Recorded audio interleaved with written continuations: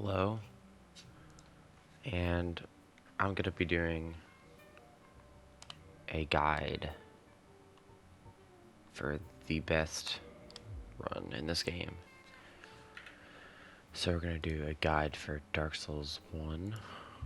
Move this over here. Dark Souls 1 SL1 no hit. And I want to start by saying that this guide is not the 100%. I mean, most people who are going to do this run already know this, but I just thought I'd throw this out anyway. This isn't the 100% perfect way of doing level 1 hitless. There's some strats I use in here that are not safe and that are really fast. And it gets my time down to like a 150. But if you know how to do any of the other safe strats, let's say that you have muscle memory from your 80% run, as long as you're not using a bow to deal damage, because we can't use the bow damage wise. We have to switch to black fire bombs to kill some certain enemies. Then I mean it's totally fine. Go ahead, that's a good idea. To switch over to your more comfortable strats. It will take less time to learn the run that way. So I've got this music on just to make sure that I don't get bored. I'm gonna load up my save states. And we're just gonna start. And I've got Gadget on, which is a program that you can buy. I mean, sorry, not buy, it's totally free. You can ask people on the hit list Discord for it, and blah yada yada yada. It's on GitHub. You'll be able to find it. If you need help finding it, you can DM me. Or better yet, talk to people in the Discord who have links to this stuff. Okay, so let's go. I always create my character in level 1 runs the same way because I think it's funny. This doesn't matter. This doesn't matter, and this doesn't matter. The class and the gift matter because pyromancy on SL1 you have to pick the same class because you need the level here to be 1. So you're stuck with these stats for the entire run. That's the main challenge of this.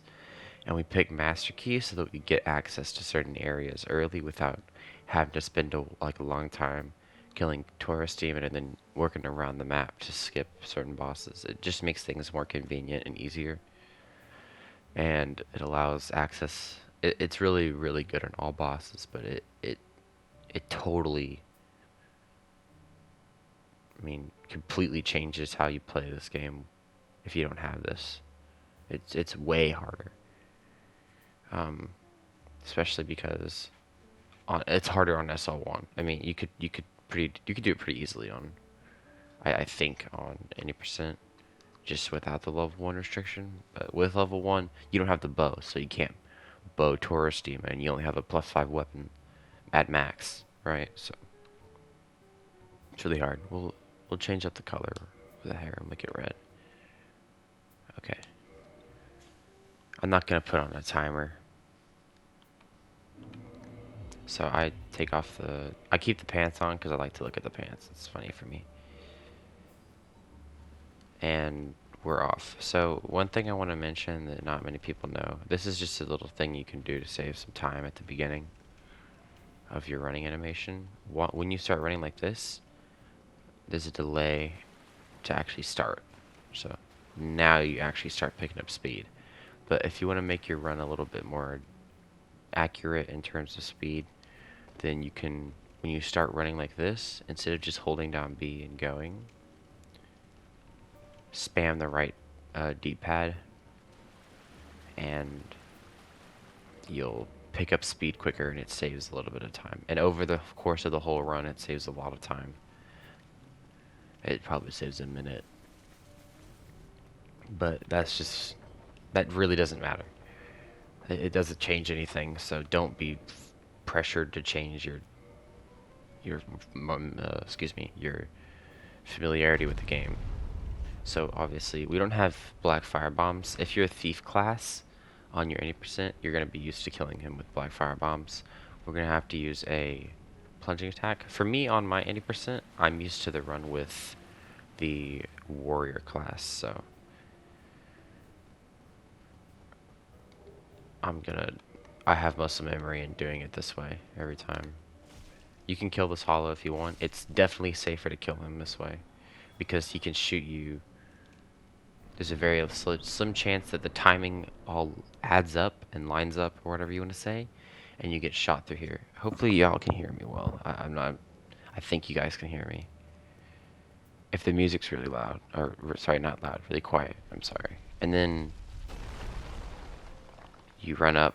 I do it the same way every time. I run up here and then run back. You can do Hobbs' thing where he comes up here and then drops off and then comes over here and then whatever. You can kill him or talk to him. It doesn't matter.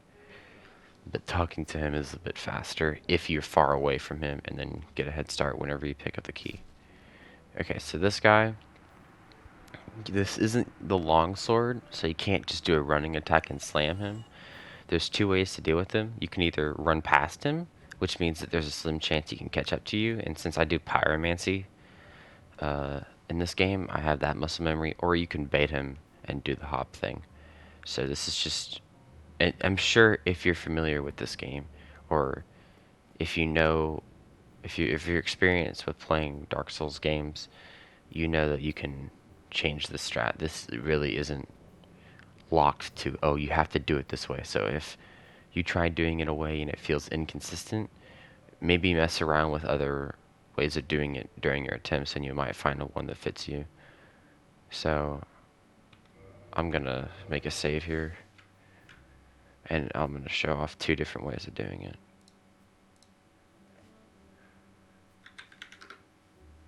If you already know how to do this, just skip to the Asylum Demon boss for your own sanity.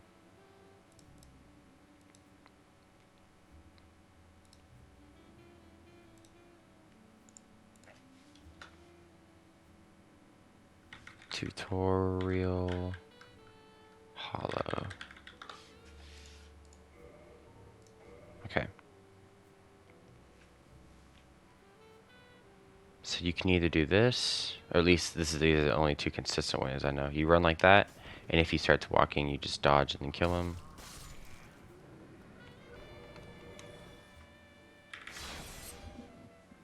I forgot I have gadget on. That's nice. I can get the instant quit out. Let's go. Or you can do this, like that, but he can do a jump and kill you. Or you can do the way I'm gonna do it in the run. So all of those make that guy free, but the running attack is risky. Or you can do the pyromancy strat that I'm used to, where you go left side and then right side. And then watch for him in case he jumps. And then see if he de-aggroes. Okay, de-aggroed. So that's how I do it from pyro muscle memory. Then you can come around the corner here and R2 him. If you miss, it doesn't matter. He'll come out and then kill him. And yeah, you can kill them really early here. If you want, you have all the space to roll around them and stuff. That's what we do with the pyro run. This is the pyro flame. So you roll around and then you can backstab or R2. R2 is a guaranteed kill. So is a running attack. Just keep those in mind. A regular attack, here I'll show you. A regular attack won't kill him in one hit. It will on the longsword though. So here you want to do a jump attack. Just a little bit more damage. If you're not comfortable with the jump attack, you can just do regular plunge attack. It's totally fine. And then I'm assuming you know how to deal damage to Asylum. I just stay behind him. And then very similar to the warrior class where you go for the R2s. This fight is really fast. Oh, and if you didn't kill any of the hollows, one of them's going to drop down here. Or if you didn't kill one of the hollows, they could drop down. I've never seen both drop down, and I've just ran through many times on pyro, so I don't know. It could happen, and they can chase you up there, up the little ramp there. Okay, so the cutscene's loading in. That's fine.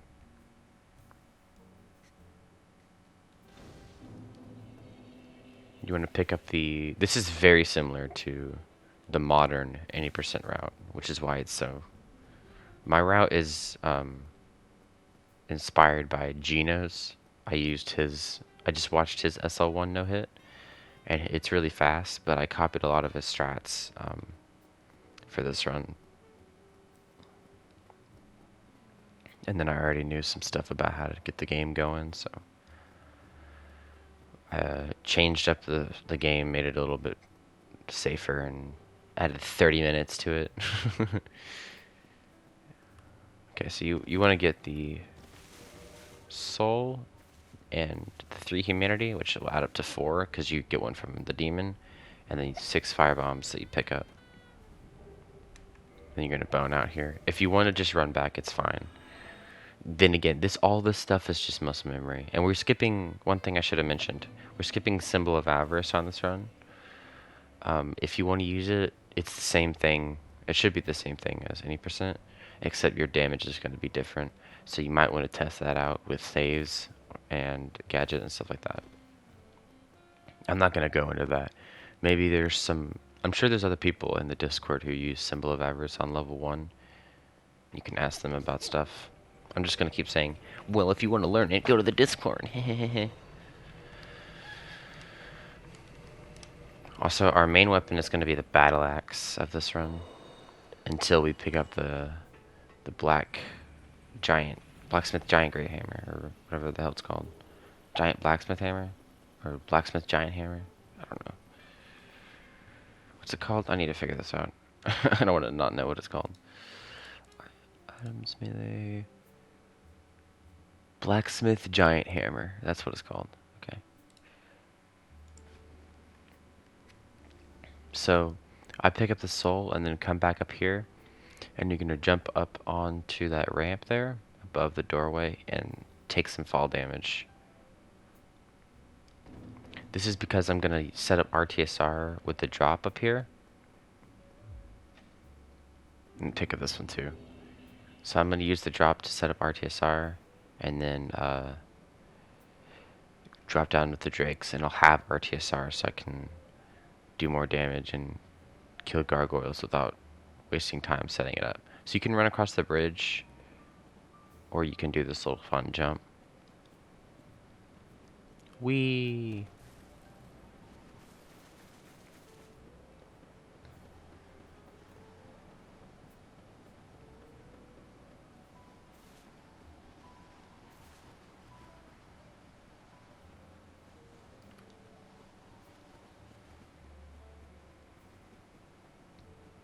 So you come up the ramp here, and you're gonna drop down, and that'll give you just enough fall damage to whenever we fall off the tower over here, it'll set us up with RTSR. And then we pick up this. Don't forget the soul over there. It's on his right hand. You need that. We need all these souls to use.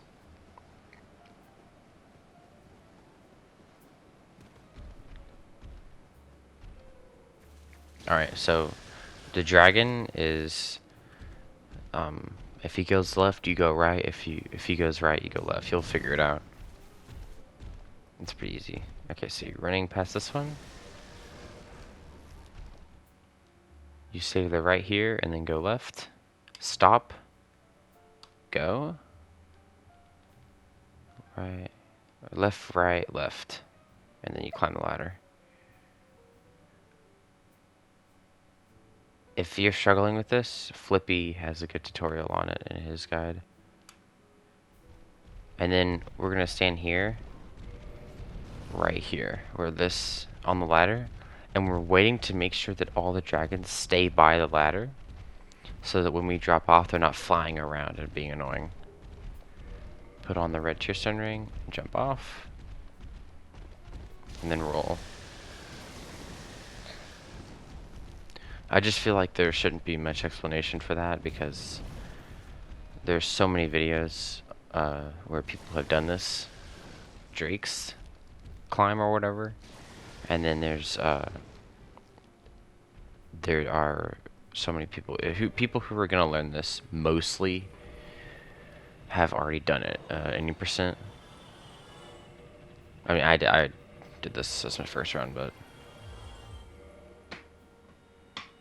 I watched a lot of any percent guides and tried to do any percent before I did SL1, because I felt like I could do it. Alright, so this Black Knight, we're going to do the new strat where you jump onto a platform. So I'm going to bait the Black Knight to start his sequence of walking backwards while facing you, which is where you go out to about where my head is. Like, if you draw a line where my head is diagonally to the grass, that's where we're going to stand, about there. And then he's going to come down. So here, roll whatever he does, and then he could do an attack here, and then you run past him. Just wait until he starts doing that back step. He can't see you when he does that, and then do the plunge. Or maybe he can. I don't know how it works. It's just he can't do anything. That's all that matters. I don't know if it's like seeing you or whatever. And then sometimes if you go on this edge, he'll immediately come off, or if you hit him with a weapon, he'll come off. But you can just stand here and wait for him to fall. That's perfectly consistent. And then you have to jump back. That was a really late jump. I'm going to turn on no death in case I die. I don't want to have to run back through the whole entire game. That would suck.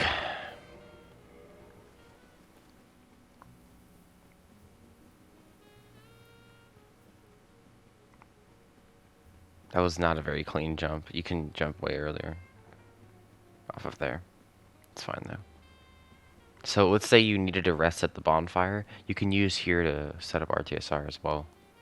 Or you can just, when you come over here and grab this, you can just drop off. You can just do this over and over and drop off there. There are ways to do it faster though. So we do need the bow in the run. Oh, and we also need to put on the grass crest shield. This is a stamina regen thing. It's actually really useful. Even though it may seem like it doesn't do much, it does a lot for your stamina. Because you really need it on level 1, I would say. Well, maybe need it's the wrong word. It's just a really big, beneficial asset. So you come over here, and we need to kill the lizard so that we can get the Titanite, because we need 10 Titanite to upgrade the blacksmith hammer. Now, if you want, you can drop down here and run past Havel and pick up and kill, like, or maybe you can go to Andre's bonfire or just unlock the elevator so that when you go back to Firelink, you can climb the elevator and run all the way down to Havel, and there's a crystal lizard in one of the barrels, and you can kill it and you can get 2 more Titanite, and that'll save souls, but you don't really need it for any percent, because what else are you spending your souls on other than upgrades? So the chunks in this game don't matter for SL1. So you could be like, yeah, you got 2 chunks. Oh, guess what? It's totally useless for this run. You'll be mad at the crystal lizards every time you run this game for not giving you that RNG in an 80%. So in my run, I farm purple moss because it's just what I've been doing my whole DS1 career. So, oh, look at that. I'll just show off how to kill the rest of these. I'm not going to really go into depth of it for this guy. It's just run at him, around him, or bait him out.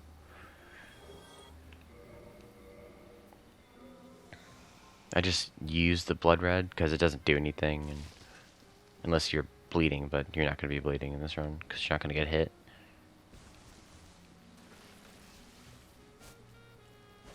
Yeah, 2 R2s kills one of them. It's really nice how fast you can kill them compared to like a slower run. Okay, I got my purple moss. Let's go. We have 2. But that's how you would kill them. And then, you know what? I'll show off the rest of this just because I'm not picking that soul up. I'm going to pick it up on the way to Sif or when Flip Ring. We're going to get Flip Ring in this run. I'm a big Flip Ring guy. That is one of the things. This run's gonna have flip ring in it. So if you don't get flip ring in your run, you're saving 2,000, or not 2,000, 20,000 souls. Or maybe I should say this. If you're not gonna get flip ring, you might as well not kill Ceaseless.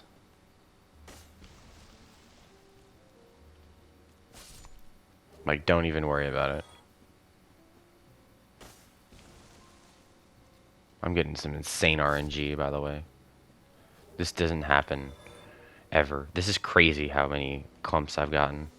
And if you pick up the soul, all of them spawn, and then they'll never stay down again. They'll always spawn, they'll always spawn standing up, so don't pick up that soul even if it looks tempting. If you need it, okay, good point. Kill them first, though. And this is the same exact thing. He just spawns facing the wall.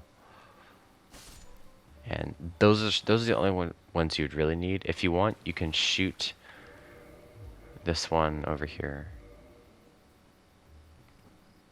That you could shoot right. I think it's aiming right here, and shooting will get him to come over here, and then you can kill him. There are plenty of useful items in that area, but they're not necessary for no hit. There's a poise ring that is pretty cool. It's not useful for no hit though, but there's some green blossom you can farm for, but it's not really useful because you can just buy it on SL1 since you have so many souls. Oh yeah, and don't be afraid to go back to the Synth's Fortress if you need to pick up equipment. That's one thing I should say. Synth's Fortress is a very safe area if you can kill the crossbow guy at the start, and then just backtrack through it. Or I'm talking upper Synth's Fortress, where you would normally fight Iron Golem, but he would be dead at that point.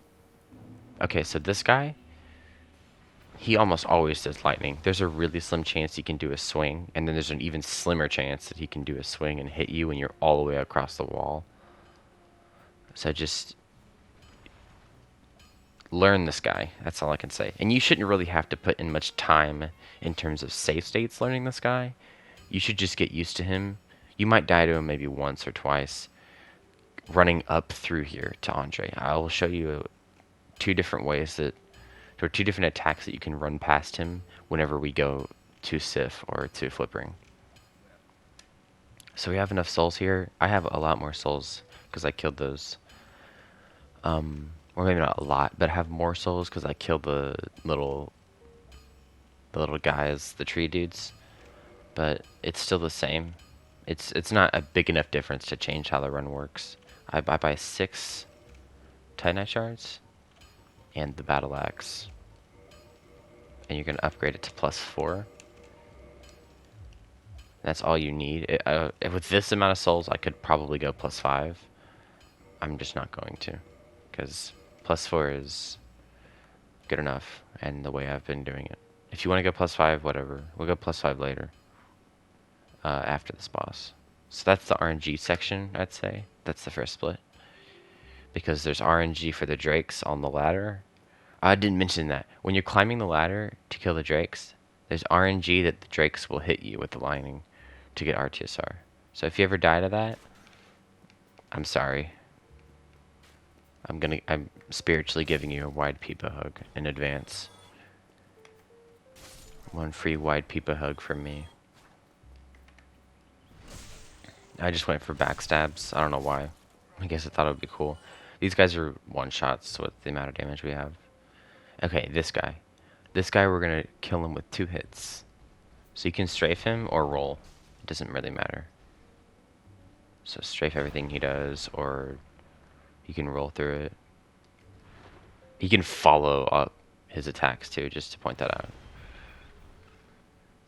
And if you feel like you're in an awkward position for a strafe, safety roll away from him. That's what I would do. Or roll through him away from him. So he's standing here, you want to roll here. If he's doing an attack like that, you'd want to roll through him away from him. Like pretend this item's him. Oh, and also you want to pick this item up because it gives you a free Titanite shard. You don't need it, you can just buy you'd have enough souls to buy them anyway, but it's nice. Again, you only need a farm to having one purple moss, whether it's blooming or regular purple moss. It doesn't really matter. So for this elevator, run in like that. It's like that. This is the arc you're taking. And this guy, I think I used to use a different strat in my actual video, but this is what I do now, and it's way better. If you have already killed the hollow soldiers, this is very similar to the thief class strat, and this will work on warrior as well. Where you aim where I'm aiming right now, which, see this little spot here? It's like a black spot. I just aim to the right of it, and then throw the firebomb with my back against the wall. And I didn't even have my back all the way against the wall, and that was a perfect throw, so. Showing it doesn't really matter. It's not really super precise. Just try and get it precise as you can when you're first starting learning that strat. Okay, he de-aggroed really early, so. What we're trying to do is get him to de-aggro, which is where he does the same type of walking back as the Black Knight did. And then throw a firebomb at him while he's walking back. You're probably going to mess this up. Don't feel bad about yourself if you mess up this and he kills you. Maybe I would understand if you get mad at the game, because it is really annoying to die to that. But try and accept that it's going to be okay, that you're messing up a strat that's really kind of complicated, actually. Trying to get the de-aggro there. It's just, after you hit the firebomb, you're sprinting out down the staircase, and then you look back to see where he is. He can de-aggro here, as you saw. He can de-aggro here, or he'll run and continue all the way up to the staircase and then de-aggro there. One thing you can do if you want to save time, I'm sure that a lot of people wouldn't want to do this, but if you're really trying to save some time, you throw a firebomb at him and you stand right here. And then he'll either poke over your head to the left of you here, he'll run in here, and then after, this is what I've seen happen, so don't be surprised if he does something different. It's Dark Souls 1. The game isn't perfectly consistent, whatever. He'll like walk or run into here, and then he'll attack. Like he'll probably do like a poke, or he'll do one of his attacks and then backsteps, or he'll come around this way and then go for you. That's what I can recall, and that's what I've seen. If he stands here or here, you can just kill him like that.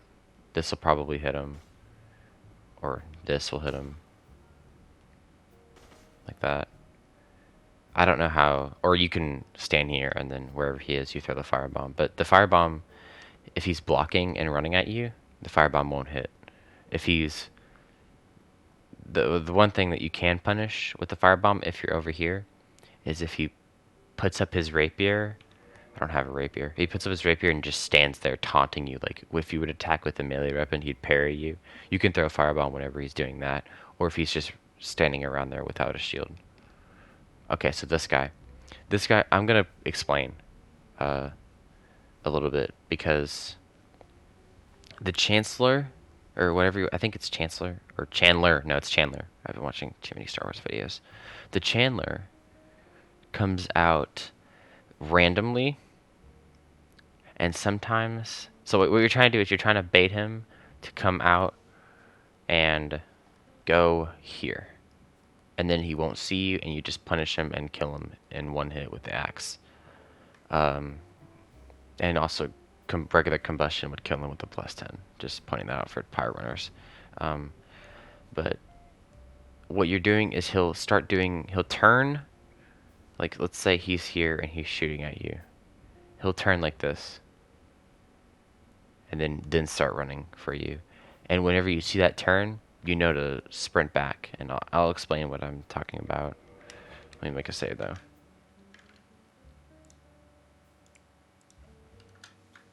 Dancing Boy.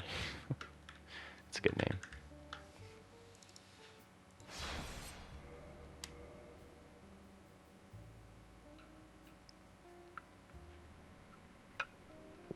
Again, hopefully this is in depth enough. It's probably really slow too, but that's just how this is gonna go. And then after that, I'll throw a bomb and kill an enemy. Okay, so there's a specific line on the wall we're running to. We're gonna run right here. So it's to the right of this weird thing here. And then he can do anything. He'll just do whatever he wants. He can do his dumb dance. See that turn right there? That's when I know to run back and come over here. And then he'll peek, kill him. Easy.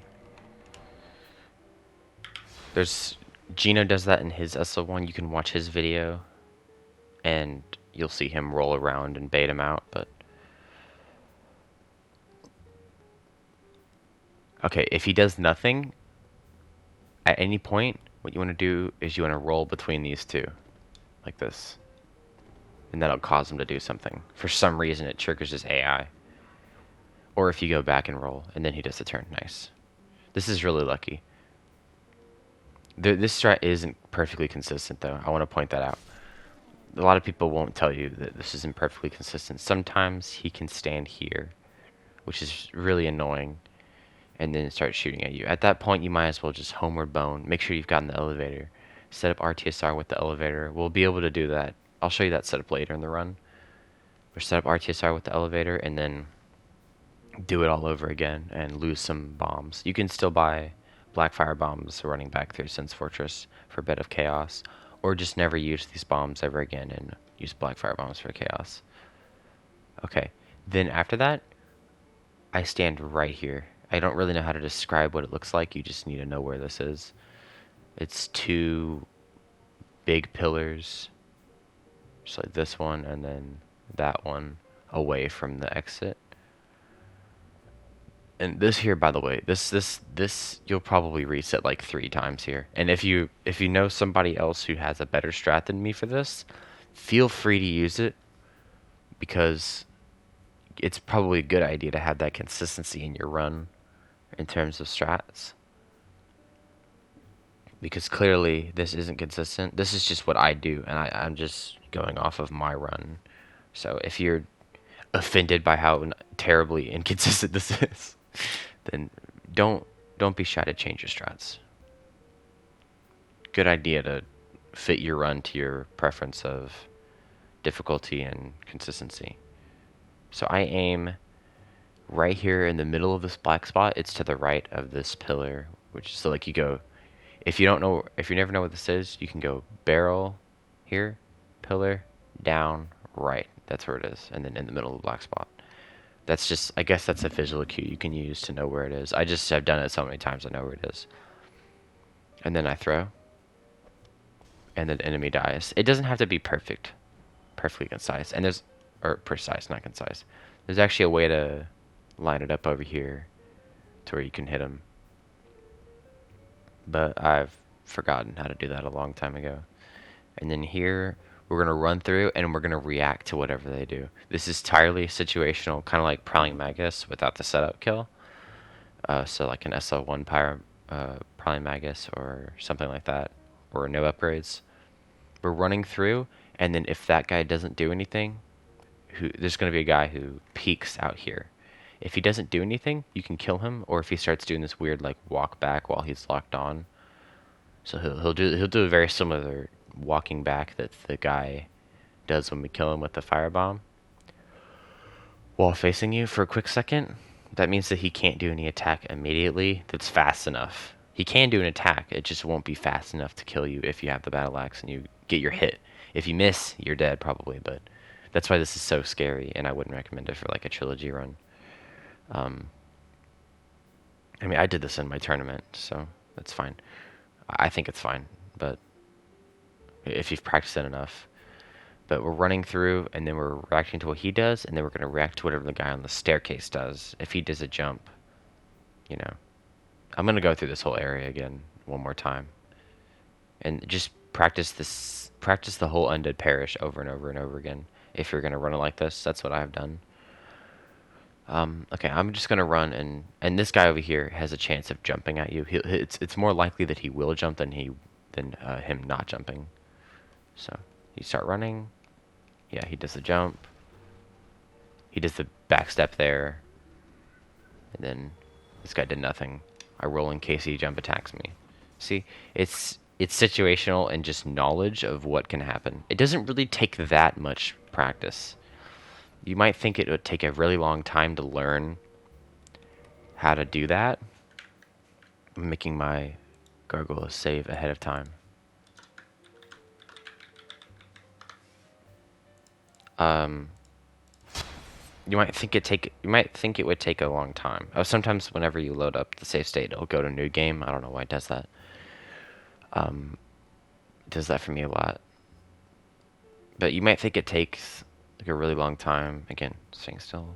Roll to aggro him.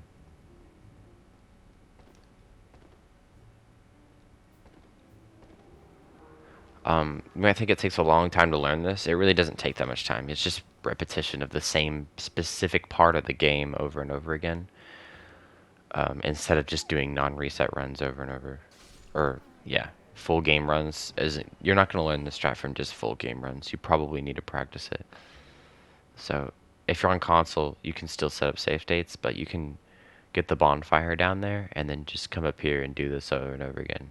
And use Dark Sign on like a fresh character or something. Also, you hear that running? That's the guy who... There's some... Every now and then there's going to be one of these... There's like a soldier over there. He'll run up here and hit you. So maybe you want to check to see if he's running up. I don't see him, so we're like 80% chance we're good. It's... This game is not consistent.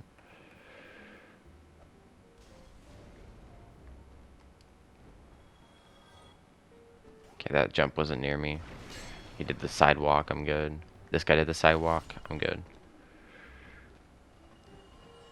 And they can jump, and they can do follow-ups with their regular attacks.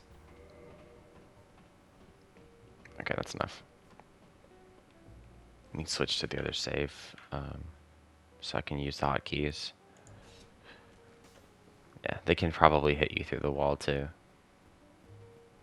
I'm sure of it. They probably won't, but they can. So, you don't have Thief class, so the bomb strat here is not as reliable. So I'm just gonna fight him legit, and that's what I've always done. So, walk up here, dodge his attack, cut the tail if you can, and then go for the stagger. One more hit, and he's dead. You don't need to do an R2 there. An R1 should kill him. Here you do need to do an R2 though. You can't kill him with a straight R1. And that's Garx. I'll do him one more time. I'm not going to spend too much time on this boss. It's go for the tail cut, or it's hit him twice, get the stagger, get another hit, and then dodge whatever he does, and go for the kill. That's simple. You don't have to worry about going for the extra hit with the firebomb strat. Also, you really need to time that roll. Okay, so I didn't get the thing there. So stagger, and then one more hit with an R2 should kill him. See, I'll admit, I am playing aggressive compared to how safe you could be playing this. Just practice that. It's such a fast fight, it's worth practicing. In my opinion. And a lot of the bosses in this game, I'd say, are more interesting to practice than some of the DS2 bosses. Those are the only games those are the only different games I've no-hit. This game and DS2, so. DS3 has the best bosses to practice. It's really fun to practice them. Except for Deacons. Except for Deacons without skulls. Oh, that sucks, dude. So you can kind of roll on that, on the wall there, and sometimes they'll push you down. Also, that was a sword roll. Sword rolls, let me explain sword rolls. Sometimes the game will roll, and there's nothing you can do about it. So, if we're gonna fall off cliffs, I two-hand the axe, block for a bit, then walk off. And that's my attempt at clearing all the inputs. Doesn't mean it's gonna do it. It's just it probably will. The game is really bad with that type of stuff. So I've always bought 9 here. 9 homeward bones from him, and then bone.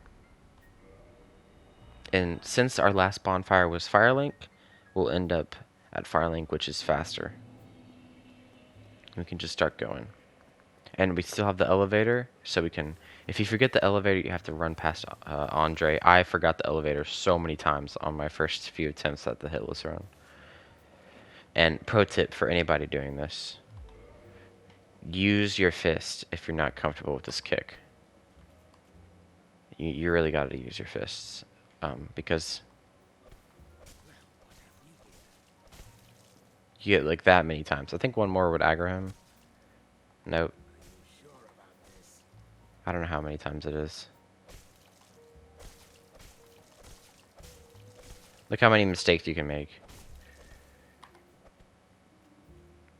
So many. Whereas the axe, 2 hits with the axe will aggro him. That's how bad it is.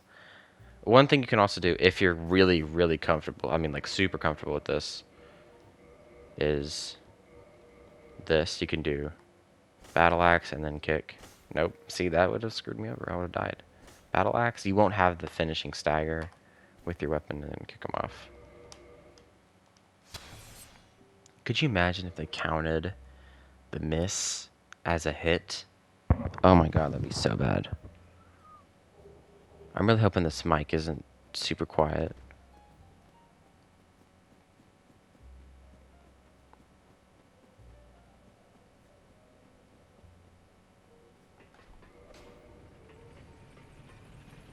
Doing a guide with gadget is so much better than doing it without it.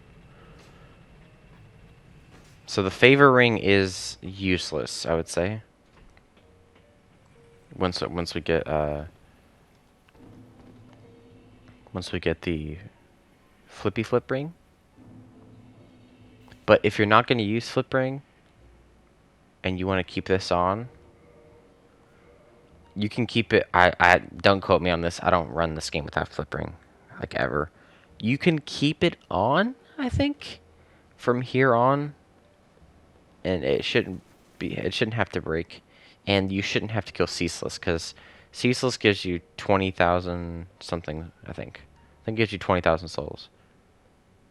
And if you're not killing Ceaseless, or if you're not getting flip ring, that's a lot of time wasted. So run around the right of the first guy, and then you should be able to dodge everything that he does, and this guy too. That's again just... You should be able to learn that from just running through here so many times. I don't really think I would have to teach that. This guy can do that exact swipe, or he can do a fire snake thing out of his face. Take whatever route you're comfortable, or just copy what I'm doing. You can look through the video over and over again. And the reason I drop off where the torches are parallel to where you're facing, the reason I drop off there is because you won't get a quick fall glitch where you fall and you don't have enough time to actually catch the elevator. There's a bug like that if you're just walking, or even if you're rolling. So I shouldn't have healed there. Or I guess I should have, because I took so much damage. But we're going to go pick up 3 souls. This is optional. I would do this if you're not killing Ceaseless. Like, every time. So this one is... It's risky. You should skip that one if you know how much souls you need. If you're comfortable with it, you can skip that. This should give us more black fire bombs too. This one's perfectly free to get, and then the one over here, I would say is free to get, but there is an enemy that you have to get around. That one over there is the riskiest though. I'd still do it on your run,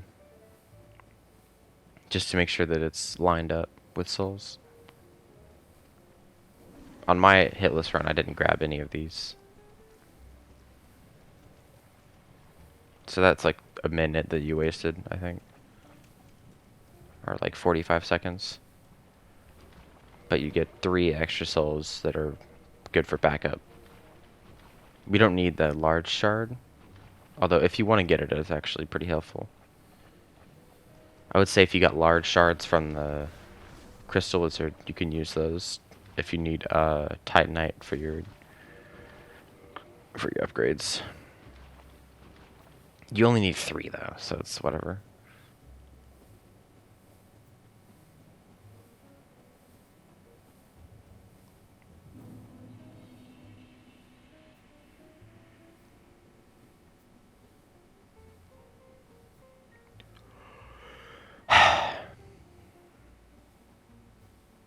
You can use the glitchy wall fall damage to set up stuff, but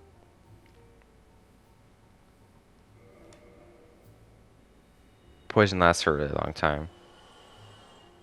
Just gonna wait for a bit, and then I'll pop a purple moss clump.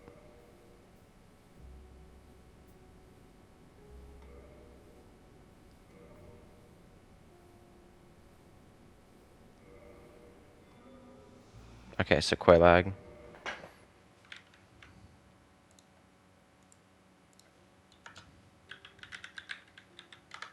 Making a save state again. Alright, Quelaag is simple for the opening. She can do any one of her starting attacks. A fire, just a fire slash swipe. A breathing fire or whatever. All around. Or just a single. Or she can do this. I think she'll do it here. Yes. The jump. You can punish that twice. The jump I always go through. If you want, you can run back and dodge it. I'm just used to going through it though. So I'll show two different main strategies for fighting the boss. What I was doing there is just running around doing nothing. You can punish this 3 times with an R1 and then an R2, but since there's lava, I'm gonna move out of the way. This is situational, just like the Magus fight. So there's dodging like this. Come on. There's dodging the fire like that, and then like that, and then going for a punish. That punish is optional though.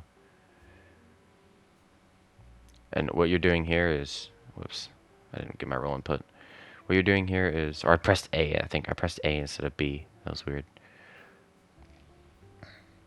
What you're doing here is you're waiting for this and then going for the punish, which does like a 1/6 of her health bar. Of course I mess up the fight. I'm not used to fighting him that way. Whenever she does this turn, go for 1 punish. And sometimes she'll do a turn and then she'll do another quick turn. If she does a quick turn after already turning around to find where you are, she can do a slash attack during that.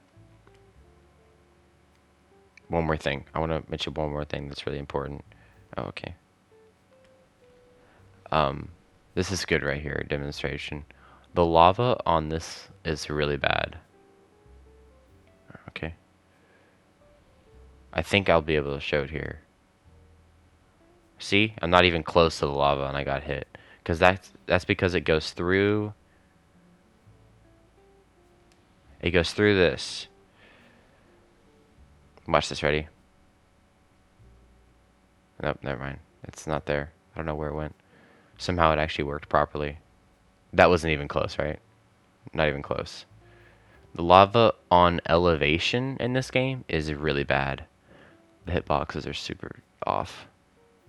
It's like I should get hit there, but I'll also get hit here. I should, yeah. See that right there? What the hell even hit me? I don't know. I can't really demonstrate that well, but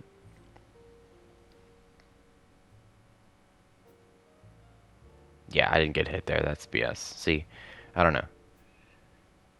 That was a hit. I didn't hit anything.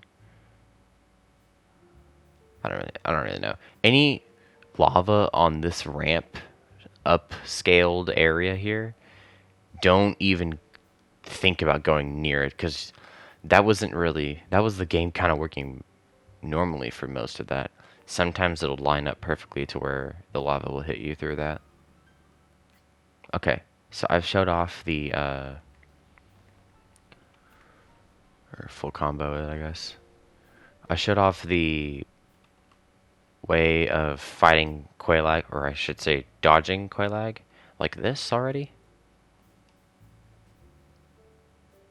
and then punish. That's one way of dodging her fire combo or whatever that she does most of the time. This is the other way. Or this is not a good spot to do it. This is the way I'm familiar with doing it.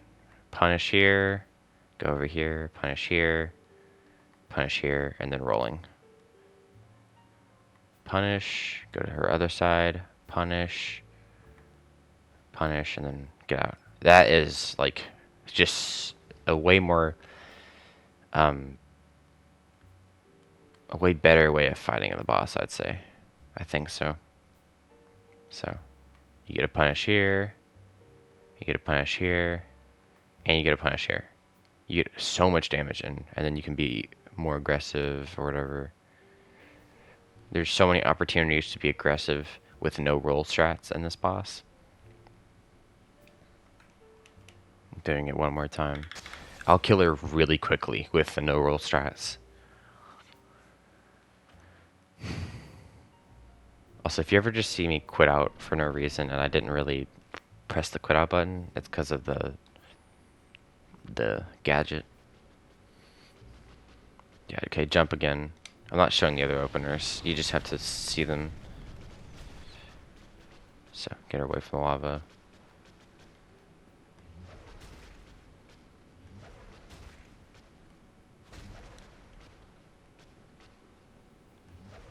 Look how much damage I'm doing, where in the other way of dodging, I wouldn't be attacking her at all.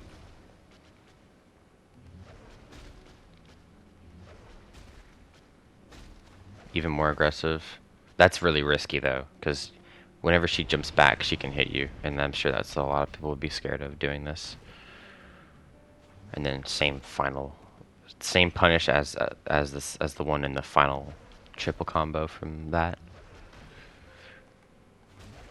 She's giving me horrible RNG, and I'm doing her entire health bar.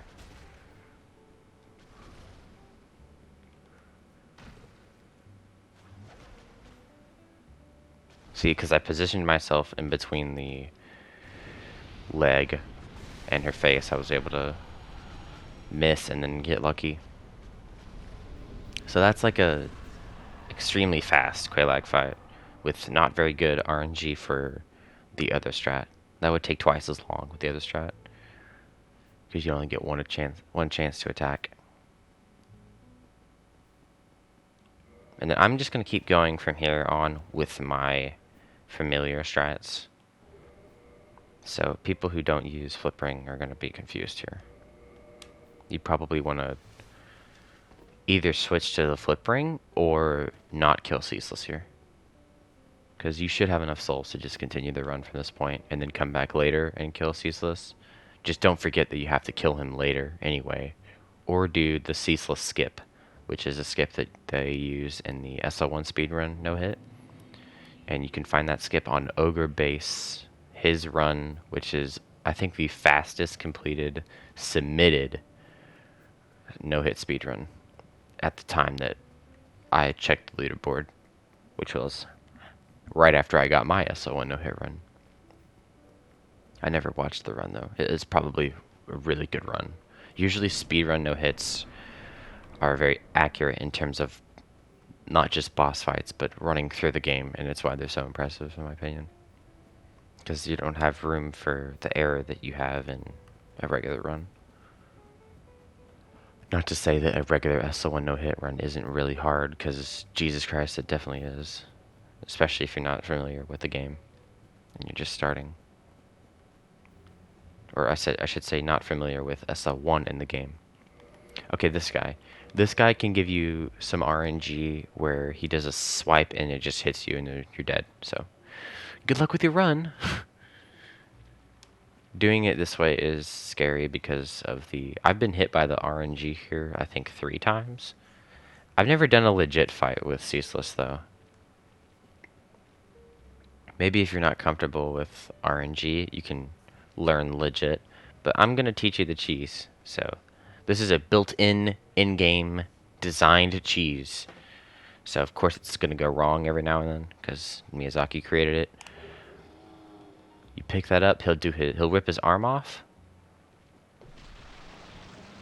And then when he does, you just run past him. I guess if you want to be safe, you can wait for a little longer and then run past him. Maybe if you wait for a little longer and run past, he won't give you the swipe. I don't know, though. Maybe that's why a Hob waits longer. Excuse me. Maybe that's why Hob waits longer than I do. I don't really know. He has so much experience that he could be doing anything.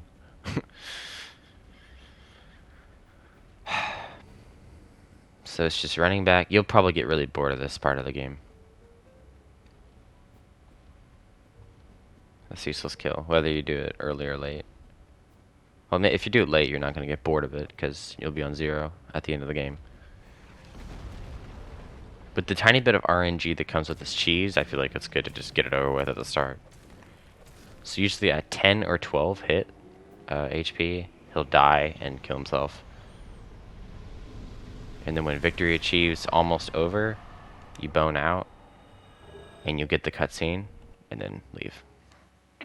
So as soon as victory achieved starts fading away. See, you got exactly 20,000 souls from that.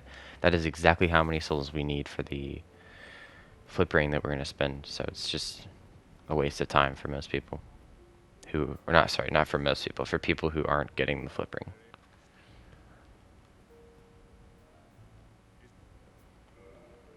I guess we can feed the purple moss, because it's useless. And the soul. Then the armor. Guess you can, if you're not doing all bosses, you can sell this. That is way more souls than you need. We have a ton of souls, it's crazy. Yeah, we have an insane amount of souls. Especially for not leveling up.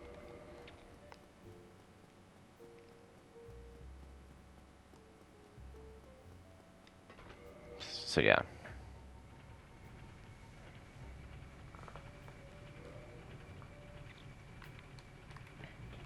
No, we don't need that. We're not going to set up RTSR yet for anything. Not until we go up to Iron Golem.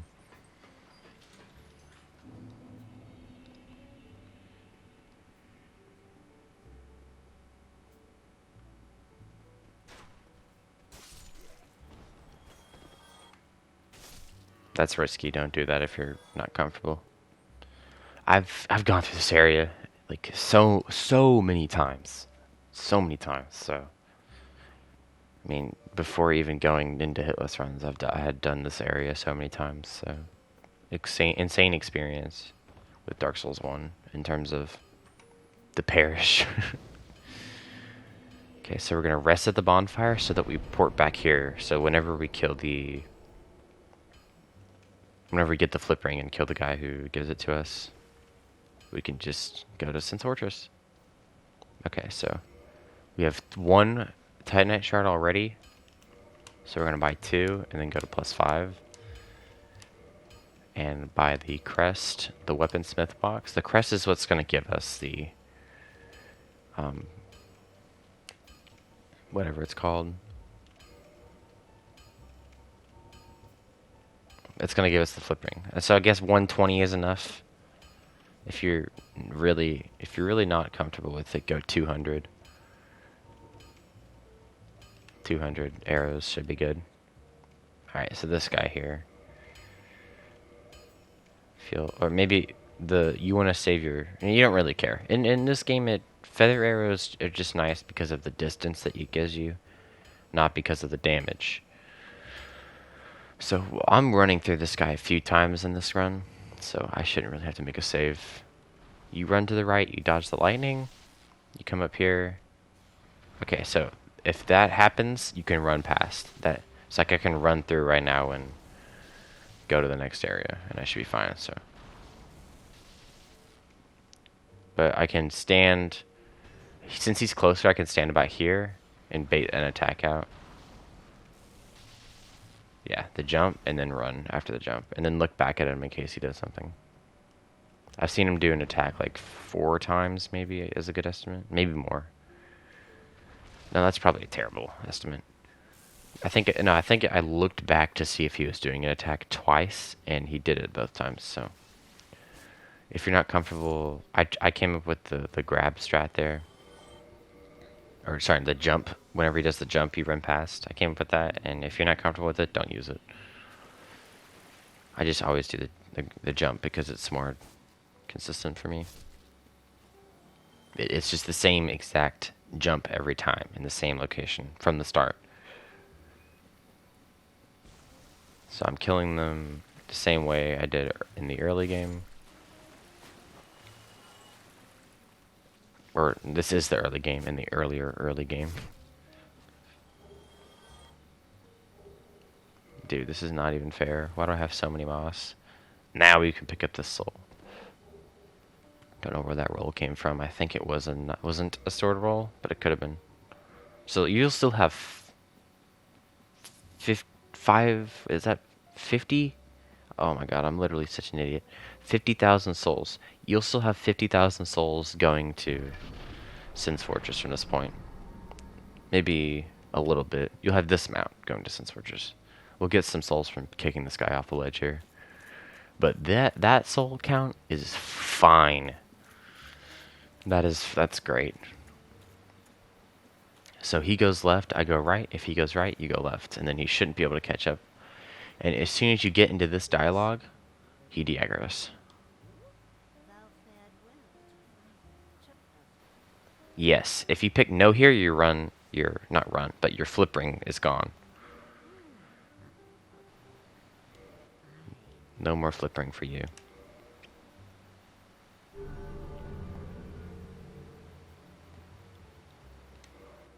And then you walk away, and the guys, even though you didn't take the ring, they won't aggro, and you don't have to talk to her again.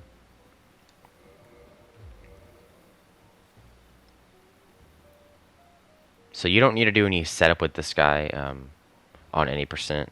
If you get flip ring at this point, with this guy you can just kick him off. If you're really comfortable with Sif, you can set up RTSR on the elevator, run through here, and kill Sif in this early in the run. But you don't need to do that. That's not necessary. That's also a little bit risky with the axe on. And then quit out whenever you see the 2,000 souls pop up. And pick up the flip ring and the humanity. So you are getting humanity from this. You're getting 1 humanity. You can get that from so many areas in the game that it's useless. Also, did I mention that the humanity in this game, we're going to need 30. I'm assuming people already knew this, but if you're coming to the game for the first time, you need 30 humanity to unlock a shortcut so we can skip boss fights. I'm going to double check something. Okay, we have weaponsmith box. You don't really need a weaponsmith box, I don't think. I don't count on that, though. You probably will. I'm probably just an idiot and forgot how the run works. Okay. Just double checking to make sure I've got everything, and we're good. We have enough arrows. We have enough damage. We have the flip. Oh, God, excuse me. We have the flip ring. Now we have our ninja flip, and this flip gives you more iframes.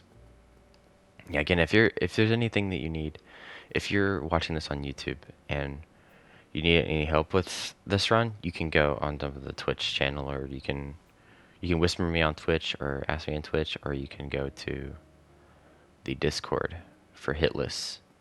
If I'm smart, I'll remember to put a link in the description. If I'm not, you should be able to find it from any runner on Twitch, or even maybe sometimes YouTube, for any questions you have.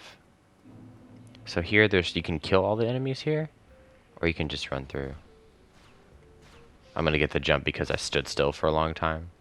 If you kill the enemies, you get extra 8,000 souls. So you can learn the Hob strat here, but it takes forever, but I'm just running through. Okay, this guy, you can either parry him or roll into him like that. Or you can do the Hob strat that takes forever and makes him follow you. Watch the lightning. Dodge the lightning. Dodging the lightning is way easier with flip ring on. It doesn't matter if they die. I would just get through here quickly though. Hi Carl, bye Carl. You just stand in this corner. There's gonna be another barrel that's coming. I have to hurry. Can't just walk around here for nothing. Go through the fog wall. Look behind you, because that mage or the lightning snake can catch up. You just roll through these things there and then run down. That will miss. And I'm gonna do the way that JRR does Slumbering Dragon Crest Ring, which is a little sketchy. So I break all the pots because it's funny. Also, the snake can come into this room. I've seen it happen, I think, twice.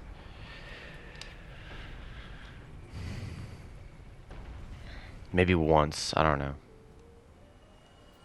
Then this barrel will never hit you if you're fast enough.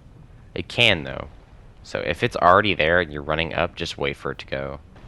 Then run up to this mini staircase. And for the arrows, we're just going to run straight through and they shouldn't hit you. So you can do that all in full speed. Here, just run straight through whenever they're crossing. And then you're going to punch this lady or use the axe. The axe is more stamina, I think, so you can just punch him. And then, okay, here. Making a save.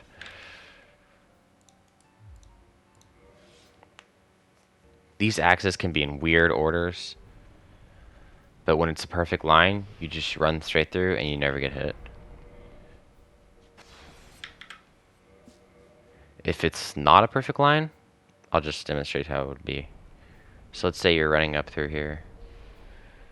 And you get this RNG. And you just have to wait. You run through. You roll here in case of lightning. And then you go through the fog wall. And all this time, I think there is one mage or miracle snake that can catch up, the girl one. So you want to pick up the soul here, or you can get it on the way back up. Block with your axe, and then plunging attack. The plunging attack is optional, though. I would do it if you want to be safe. Stand here, because there's a snake that can drop down. I've seen it happen once where a snake follows me all the way up, one of the guy snakes, and then drops down here, and you have to run back up through and then or fight him. It's really scary. So also, if you want, you can unattune the magic if it's annoying. Just get that out of your way. And then you're gonna drop down here, run to the right so you don't activate the second pressure plate. If you haven't activated the first one, then make sure you try not to activate it. You stand right here and then get RNG you've never seen before. So let's just pretend you stand right here and then kick her off. And then roll through pots because it's funny. Roll through there because I'm paranoid. And then I just stand here. I used to go down whenever I heard the bonfire, but I've been getting hit lately even trying to use that. So I just stand here for a little bit. And then whenever I drop down, get out really quickly. And then check to see if there's a snake guy anywhere. Whoops.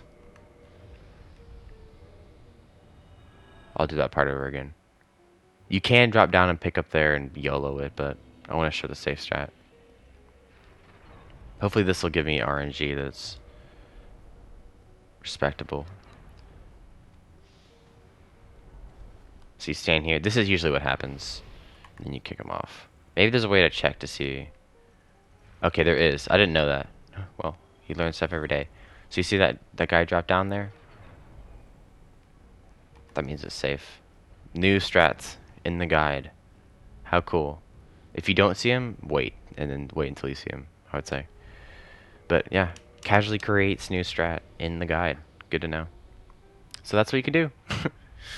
I'm going to start using that. Maybe test that, because that's literally the first time I've ever done that in my whole life, and see if it actually works. If he stands there, you can either shoot him. Maybe don't do that, or you can shoot right here. Whoops. I don't know where he's going. There we go. Okay, he'll drop down, and I don't know why the AI does this, but they always drop down there.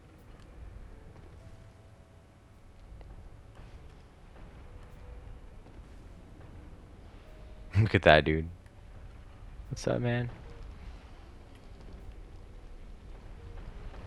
And this guy is still going to be here. So you want to pick up this. In case he aggroes, go behind this wall and bone. Because then you have both those protection, just to be double extra safe. Now you have slumbering, which is it's one of the two most important rings in this whole run. Or I guess three, because RTSR. You need slumbering and fog ring to kill Nita without the skeletons running at you. Because they can't hear or see with both of them on. So we got slumbering already. You can come back and run through the whole area again to pick up slumbering. Or get it earlier. Jump here, and then we're going to run to get some items.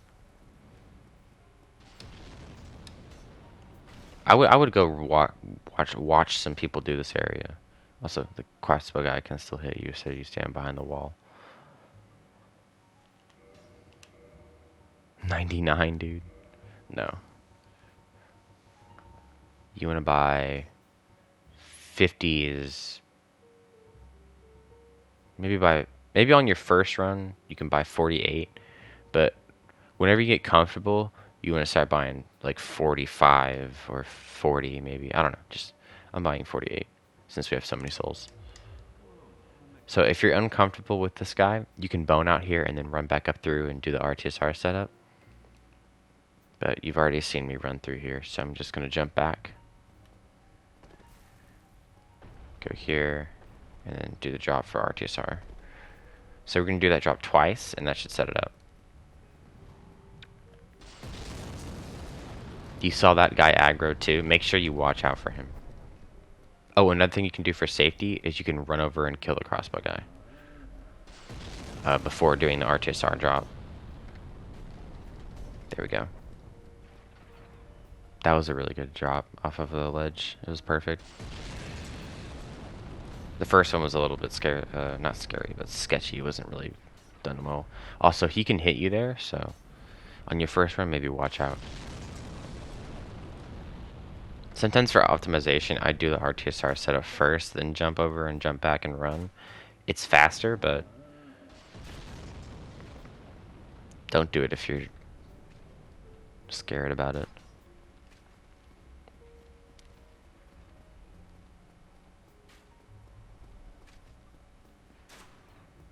Okay, so I start here and then go around him, roll in case, and then kill him. You don't need to do the backstab, I just ended up doing it. You can kill this guy if you want, it's optional, but I'm not going to, because after the fight, he just stops throwing. Well, not immediately, he'll throw one more and then he'll stop. Run at the left here, so that hits the platform.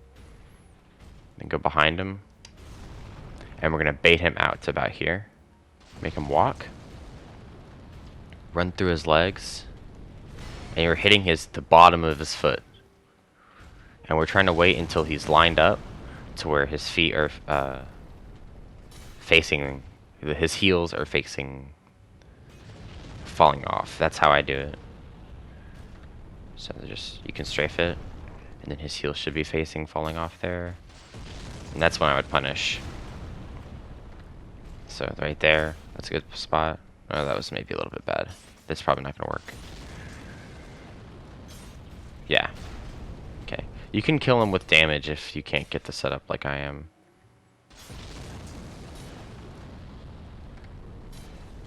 So this is not the best setup for this. Okay, so he'll probably do some weird thing. That's confusing, yep. Nice miss, idiot. I'm rolling that, and he has a follow-up to that. He can follow that stomp up another time as well.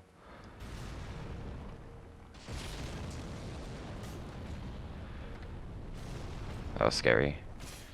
Really?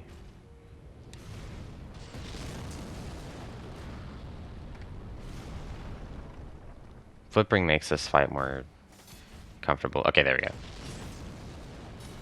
Not his knees. Try and hit the foot, not the knee. It doesn't work if you hit the knee, or not as well. Goodbye. Then he'll throw the bomb one more time, and that's it.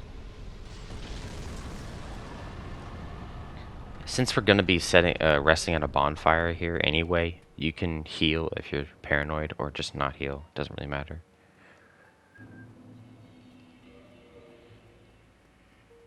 That's SL1 since Fortress. We're in Orlando now. And the hard part about this is that you don't have the one-shot kill.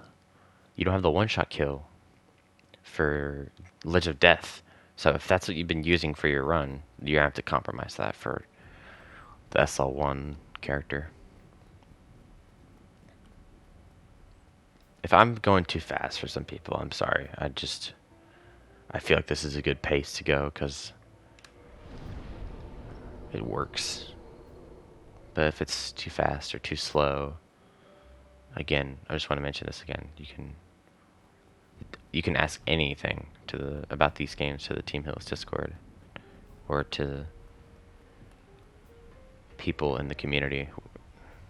Not trying to add advertisement.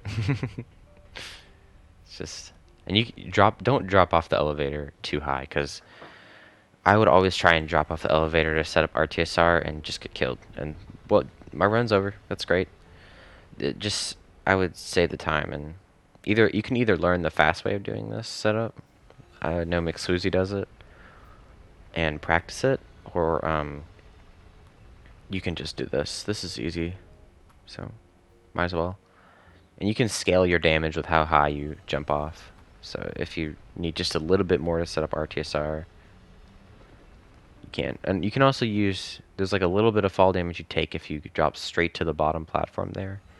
You can use that too. I just don't, because it's like, I don't want to not do the fall correctly and die, or, you know. Excuse me. Die or not get RTSR.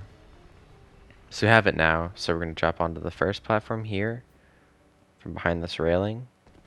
Then the second one.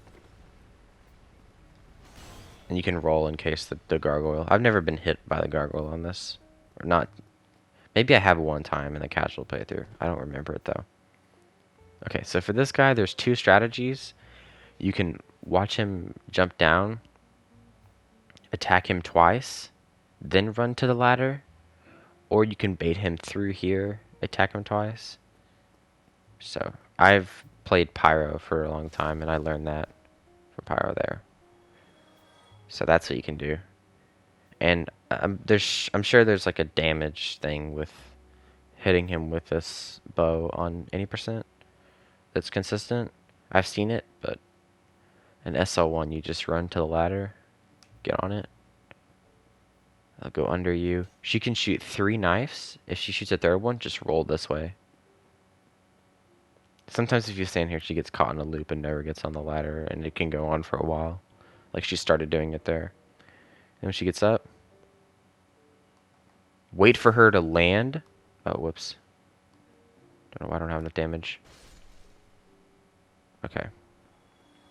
That's really weird. My damage is off. I guess don't do that then. My bad. So instead, what you can do is you can shoot her. Come around here. Wait for her to come around. 2 attacks. My bad. Yeah, that was really sketchy. Okay, well, I'm learning too. It's been a while since I've done melee. My bad. Alright, I'll take the blame on that. So I line up here. This is a really easy place to remember. And I would always shoot right here. If you shoot here, she does nothing. See, she just stands still. And I don't have Slumbering Ring on. But if you shoot over here, the next one, I see this weird whatever this is, this like 3-leaf clover looking thing. It kind of looks like the start of the key from Dark Souls 2, the key weapon you get, the key to the embedded. I go on, let me just move with the mouse here. Where my mouse is, the right side here. There's other places you can aim, but I aim right here. I'm gonna use a wood arrow. No, I'm not. Feather arrow. Feather arrow is straighter to the point. Then aim right here. Shoot it. And for me, she always walks off of this side and then just dies. So easy. Here, there's two different ways to kill this guy. You can either, if you get a headshot with any level bow, if you get a headshot, this guy will die. He'll fall over. Or you can shoot on the edge of this weird thing here. I do it in Pyro. I just shoot right here. If you're not comfortable with that, I say for your SL1 run with melee with the bow, just shoot him in the head. And she'll stagger and fall over. And then there's this like T over here, I guess, backwards T. I stand at the end of these arcs on the T and aim right at the black spot. I feel like dark spots in this game are the best visual cues for aiming. So I aim right here. You can aim a little lower at the darkest part of the dark spot, I guess. It should work too. But here, like, so we use the dark spot for aiming in Bed of Chaos. We use it for here. It's just great. I love it. So then you shoot it. And then she walks right off, hits the platform, and then falls all the way down. This is the safest way of doing it, in my opinion, because if you do it other ways, she'll land on this platform and then drop off here, and it's technically possible that she can run back up here and then come and hit you. I've never ever seen it happen. I don't know if it can, but since it's Dark Souls 1, I don't take that risk because I'm assuming if you've played this game, you know how inconsistent this game can be, especially if you're a hitless runner. You know what I'm talking about. Okay, I'm gonna put on the black fire bombs now. I'm gonna put it on in an order that makes sense to me. This is my order for the inventory. Oh, that rhymed. Makes sense to me. Put it in the order of the inventory. I'm such an idiot. I should go kill myself. Okay, so we're gonna kill the gargoyle here. I don't know why I didn't aggro earlier. But when he gets over here, I stand right here. It's just a feel comfort spot. And aim here. Just get used to the spot, I guess. Try and match it up. Or find a spot that works for you. See where the darker color and the lighter color meet? Right here. That's where I aim. And then I throw black fire bombs and hit this gargoyle. And then after a while I walk back, aim again. Maybe I need to move this way. You can have the aim be a little low or a little high.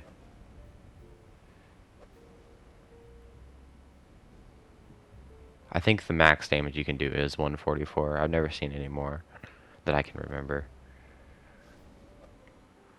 Alright, 39 is fine for the rest of the run, but again, you can always go back and buy more. But yeah, 39 is more than enough you need.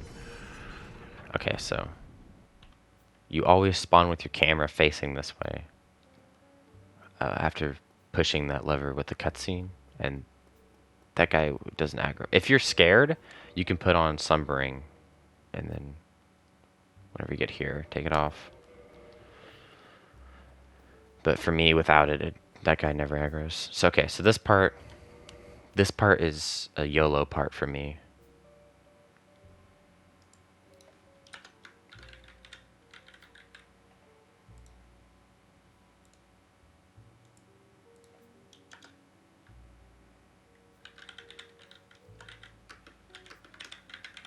Ledge of Death.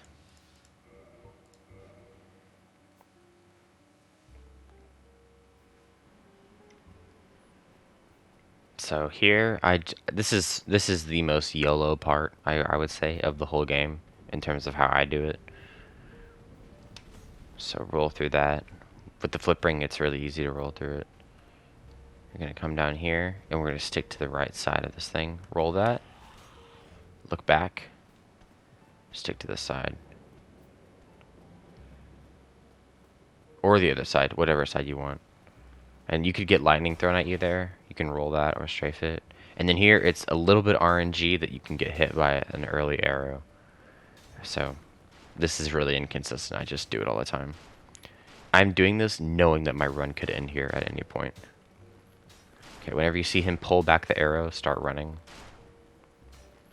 And if he's shooting, this quarter is a safe spot. If he's not, then you're going to do this. You go here and aggro him, and then stand here and roll in case that attack connects. If the attack does connect, you can just parry him. And then you should be able to walk off. If you have really low health, you can heal, drop down, rest at the bonfire, kill the Silver Knight by doing this. I'll show you how to do it. Kill the Silver Knight by standing here, shooting an arrow. He'll turn, put the ring back on, and then backstab him.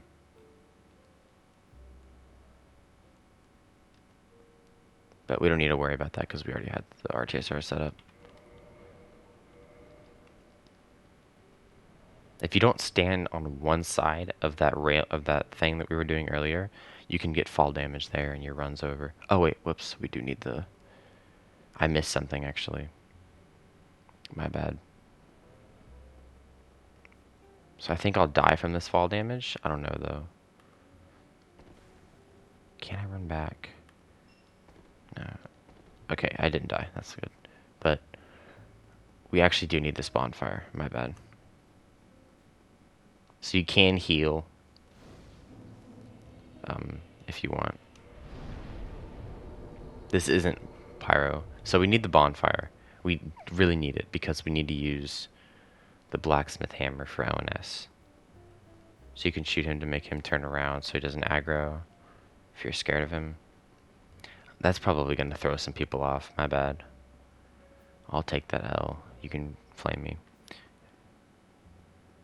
Or I guess you could just run through the entirety of Anorlando again. That's really annoying though. Or get the door. I don't know. The door would be horrible to get. Oh my god.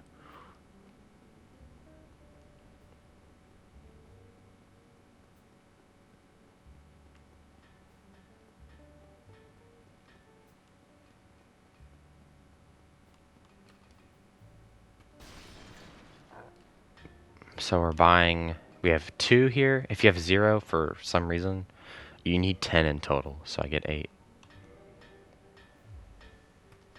And we're killing him, so rip. We're killing him for his weapon. So you stand like 3rd one down, or 4th one, or just in between both, and aim downwards, and penetrate the giant. Or miss all of them, that's fine, whatever.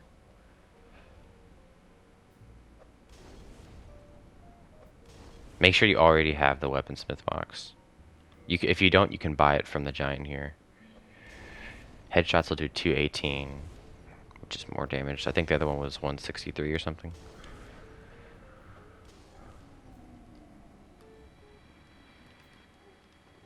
Then you pick up his weapon. Don't forget to pick up his weapon. I've forgotten that a million times. And then homeward bound.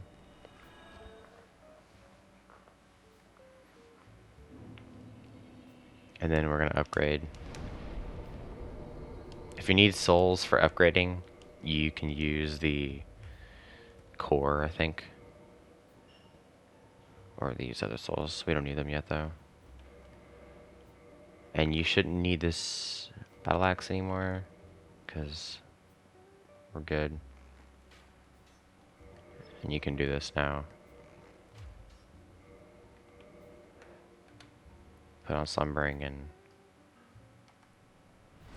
No, that's not going to work. Oh, it does work. Okay, cool. Then we were setting up our TSR before. There's a really risky YOLO way of doing this, or you get Symbol of Avarice, or you do a really risky YOLO jump to pick up Dung Pie and use Blooming Moss. That's all a waste of time, though. You can just use gravity. So at the last one, I'd go the second drop instead of the highest one.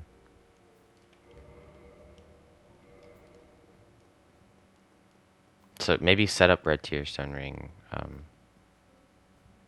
Or I guess +5 is enough to kill him without the RTSR, so I guess just do that. Whatever. It's been a bit. I think that's what I used to do.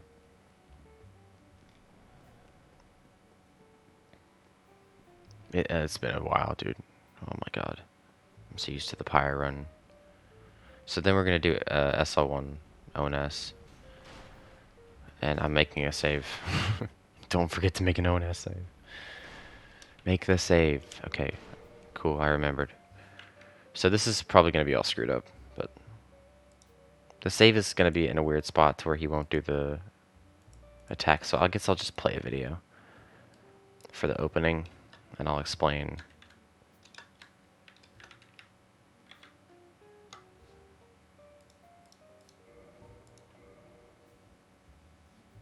I'll explain the opening, and I'll play videos for it.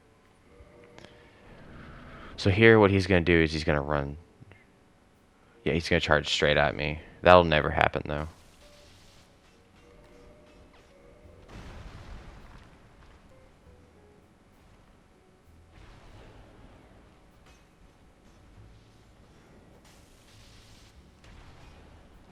I'm just going to fight the boss like this.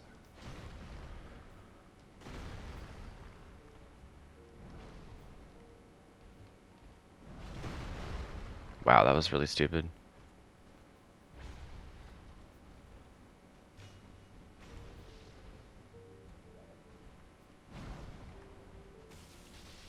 If you couldn't tell, I'm being extremely aggressive.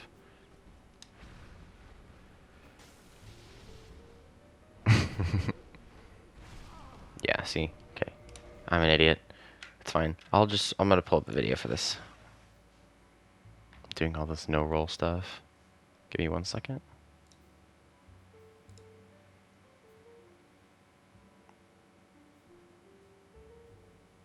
So. Channel. And I'll just do a regular fight where I don't play super aggressive like that.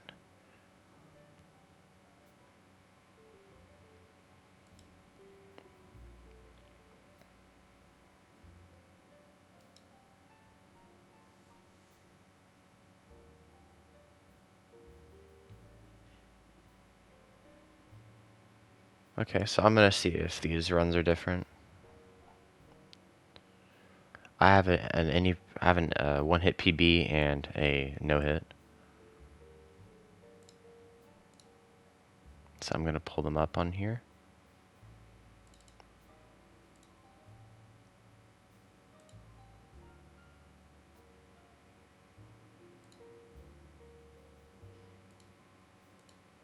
Okay, you can see the video now. Cool.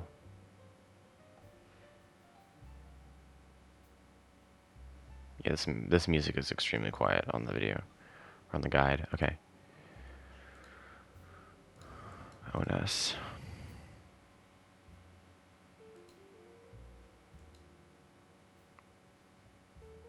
Yeah, I am doing the right amount of damage. Dang, you do no damage with this thing. Okay. Kill him with the hammer. Set up RTSR, gravity. Run back through to get to ONS. I had to dodge that sideways there. Look behind you just to check. You probably didn't hear me. Look behind you to check there. Okay, and here we go. So you want to go around the left with the charge here and roll through it. And then you can use the pillar there to stop Smo.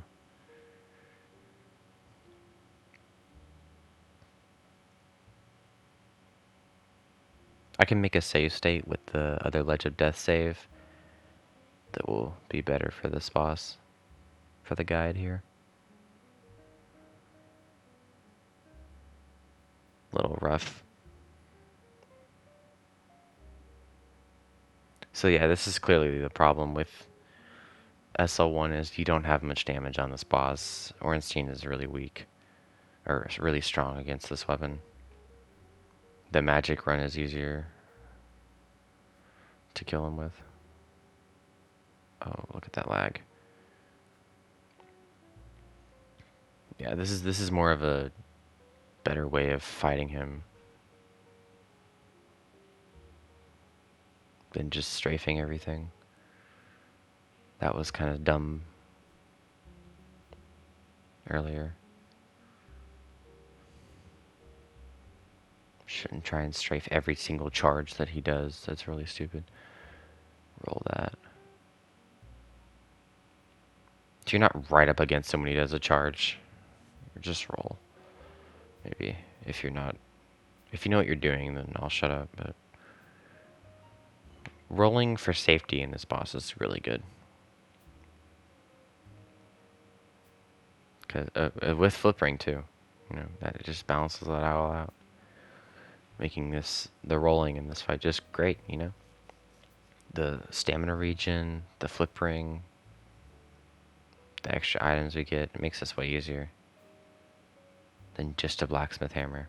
See, I should have hit that. I don't know why I missed. That's really bad idea. Okay. This is the only thing I'll analyze on first phase. Here. I ran behind Smo. What you want to do is try and punish and then go, oh my god, freaking game, or whatever this is. Okay. You want to punish him and then go this way. If you miss. Now going the right way, or go not the right way, that would be the right way in this scenario. Going right is only good if he's dead. Because then you're away from here and he can kill you with a stagger spawn, or he can spawn kill you, whatever you want to call it, here. But you can even just run to the right and on the left of the pillar, but to the right of where Smo would spawn. And that's better than not looking at Ornstein, because he could do a lightning. He could, like, his spear could throw lightning at you and you're dead. And one more thing I'll mention, he has a glitch charge, or not glitch charge, he has a glitch hitbox. Ornstein is one glitchy boy. He has a glitch charge and a glitch box. Everything is just glitchy with him. You can fight Smo really safe, or I'll show you a more aggressive way of fighting him as well. I'll kind of do it like I did with the Quelaag fight. You do more damage to Smo, which is nice.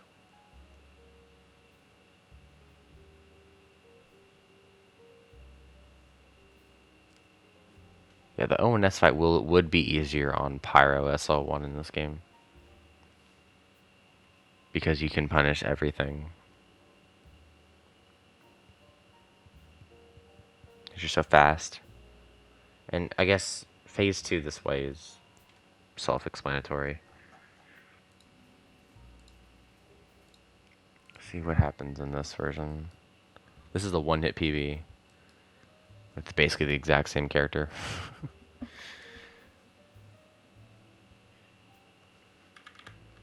Do we get a different opening? I'm assuming it's the same. Yeah, same opening. Oh, he gives us this. Okay, good. So he can do weird RNG sometimes. Thanks for reminding me, game. Through there and then hit you. So this looks like already a safer ONS fight than the one I did on the no-hit. So I guess I got better at the fight.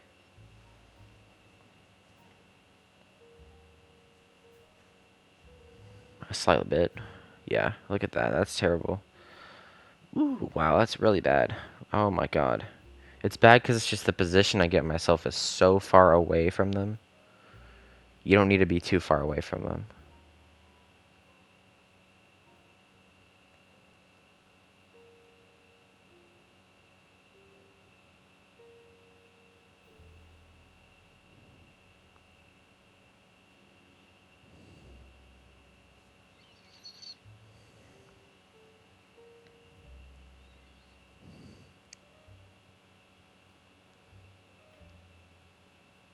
Look at that beautiful video. Wow. You can see exactly what I was doing there. See, I'm not paying attention to them. I'm gonna go away. This is excessively safe to the point where it becomes risky. Just really weird to say.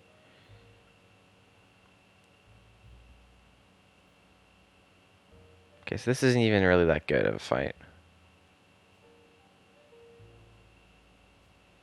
It's alright, considering that the fight is so freaking long.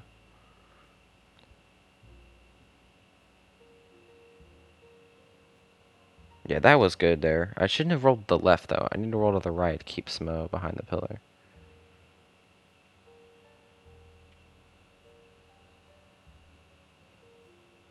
Yeah, okay, that should have been a punish.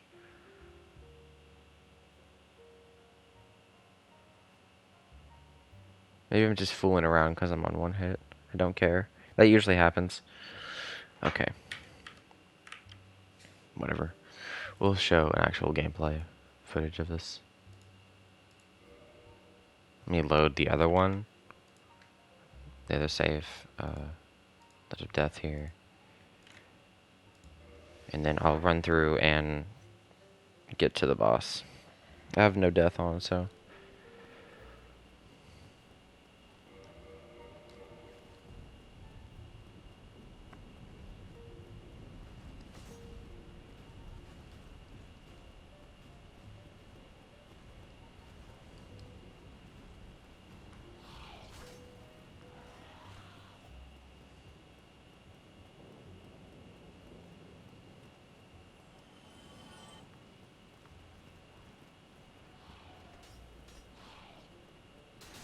Yeah, see, there's RNG. That's the rip. That will happen sometimes. Don't stand too close to this side or that side. You'll get hit by an arrow.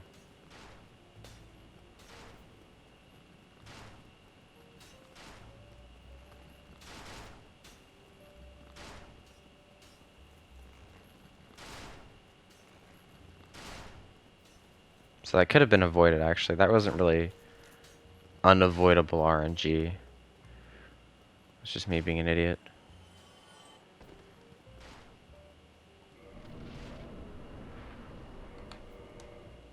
Make this save here.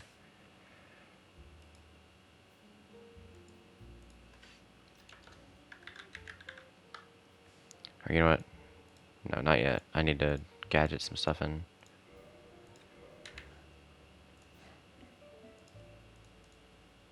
Melee weapons. Locksmith giant hammer. Create. Or, whoops, +5. There we go.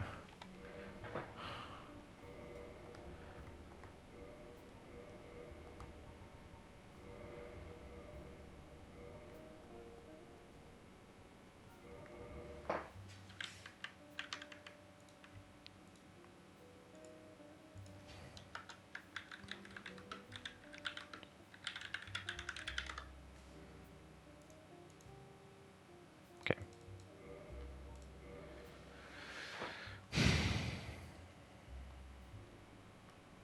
Run through here one more time.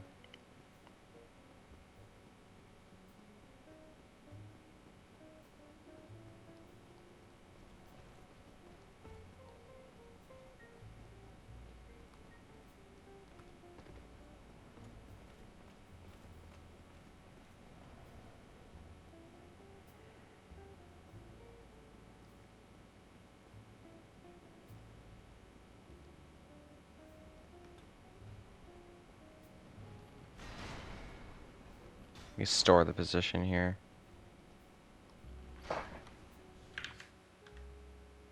Store.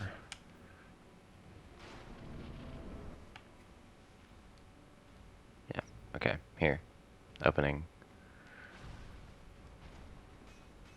Couldn't punish there because it's not fast enough. That was a bad roll.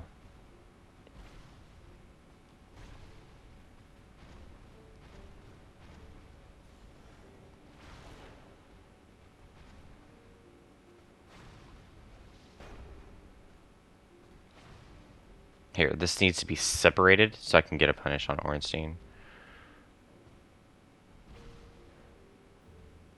That's a punish opportunity. It's okay that I missed. Usually whenever he's doing a charge, you can strafe it by just running away.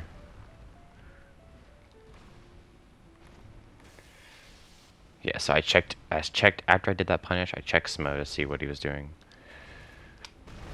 That was really bad. Pretend that didn't happen.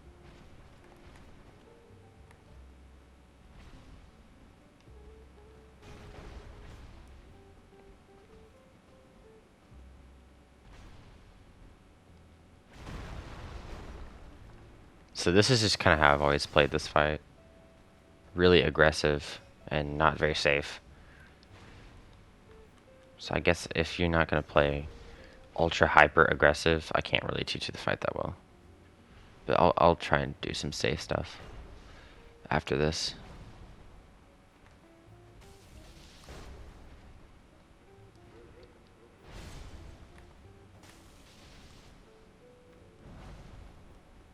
See, I knew he was going to do the jump there because of the distance. That's kind of just a lot of practice I put in, though.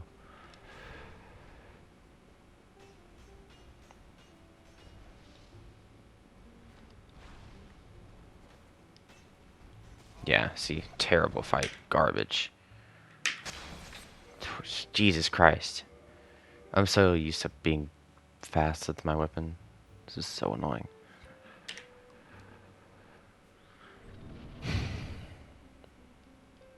Okay, lightning.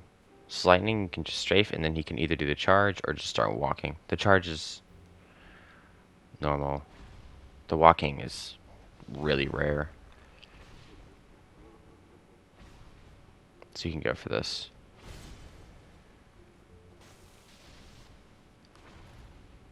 There we go. Rolling case. This is better. Okay, this is better. I try and play better here.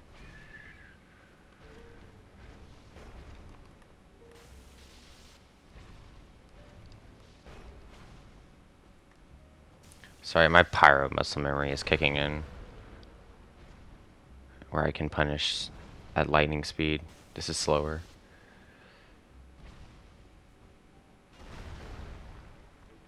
But the one thing about this fight is really scary is that you have to worry about Smo pushing Ornstein into you. That was really unlucky. I'm getting the worst RNG and not playing very well. Because you can, what's good about this is that you can see my mistakes that I'm making.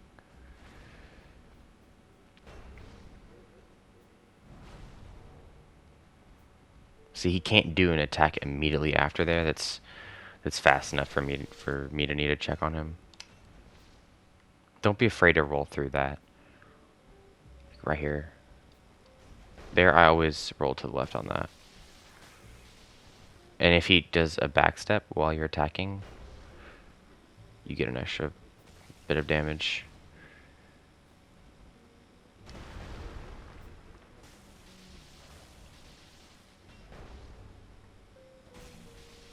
So that's extremely aggressive Smo as well. And now I'll try and play this fight safer.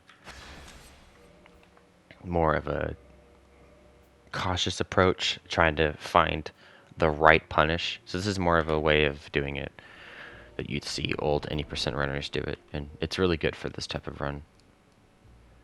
So I always run to the left on the charge, whether it goes through there or not. No matter what you're doing, that's a good punish to go for after the charge, if Smo's out of your way.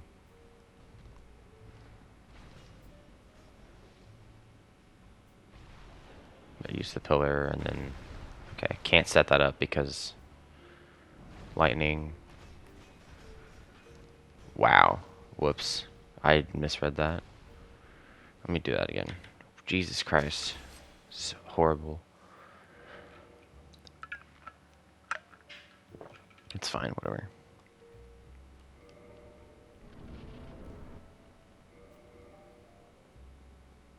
Oh, that's right. Right. Need to use the save.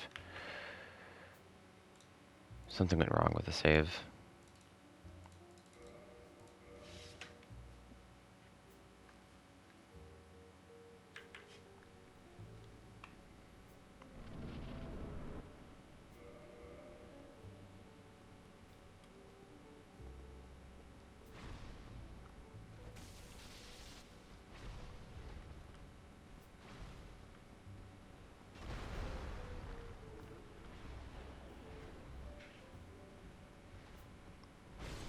Yeah, if you know your range on Ornstein's attacks, this fight becomes way easier.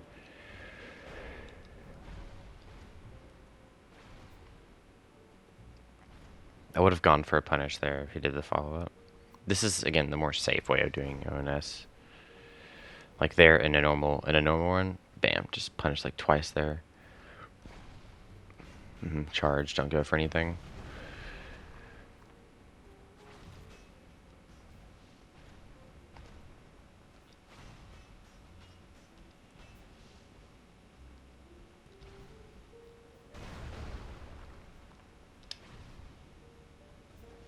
That's a very fast roll. You need to be ready to dodge out of anything if you're going to go for that. I rolled twice in case of the lightning hitting me there. He'll probably charge or jump. You can hear that sound knowing that he jumped. That's more risky behavior.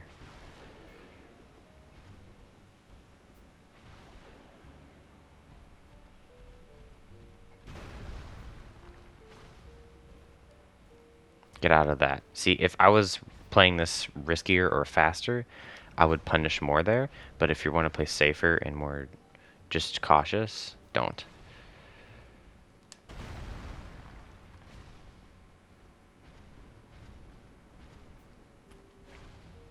Camera management wasn't very good, and I fixed that at the end there, which is nice. I can see both, so I know what to do when one does something else. It's really hard to describe in words how an ONS fight works. The pillar saved me there.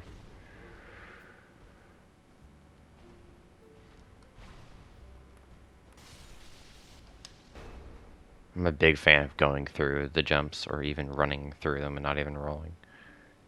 This is probably a jump here. Nope, that's fine.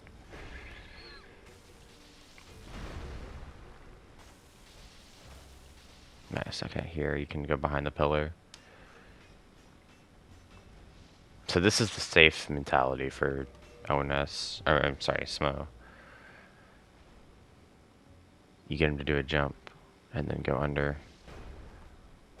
Punish that and then get behind the pillar again.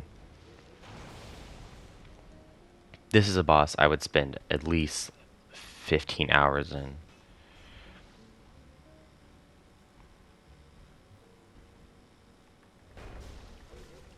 Learning the moveset. And that is not that much. That's just like... How long would that be? 2 hours for 8 days. So just practice them for like 2 weeks, I guess. If that's how long you think it's going to take to get this run. If you think you can get this fast, then maybe not 15 hours. That's probably too much. But I would say that if you're going to be taking like months to get this, you would end up putting 15 hours of practice in total trying to learn the boss.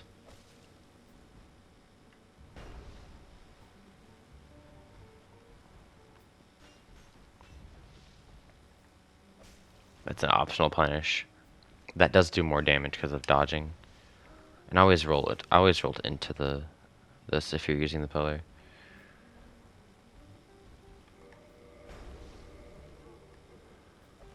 Nice one. That's fine. That's because I had one hand on.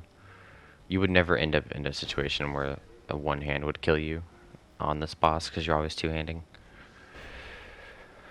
So if you get the jump there, if you get the jump here, you can punish. But on the pillar, nah. That's probably a charge. This is, again, super safe, Smo. You can always, if you feel uncomfortable, roll as much as you think you need to. And I killed Ornstein on that corner, so we're never going to go near that corner in this fight.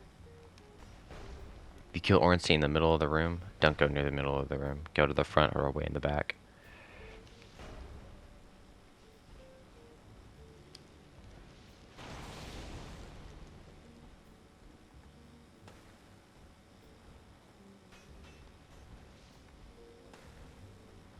The amount of attacks that you can get in if you played this, he would be dead if you played this more.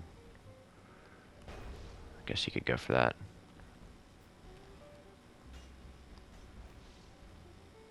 Playing it like this, it seems to have him do more charges, so it makes it seem like fighting him without the pillar would be harder. But I think it's easier.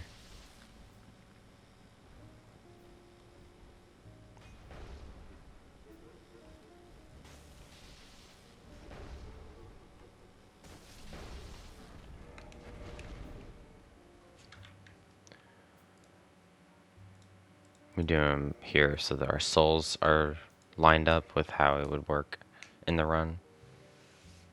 Because I just used Gadget on the other one. One more fight. This isn't how it's going to go unless he walks. Okay, yeah.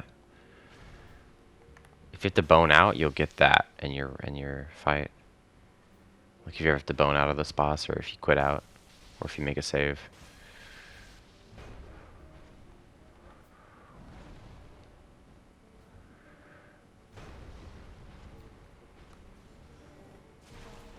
Okay. I actually didn't know that, so that's new.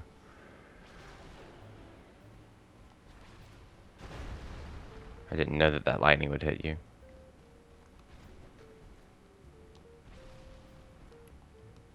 I wouldn't do that in a run, but I guess it's good to try stuff out. This is horrible. I hate this. This is so annoying. The other opening is so much better, where you get the...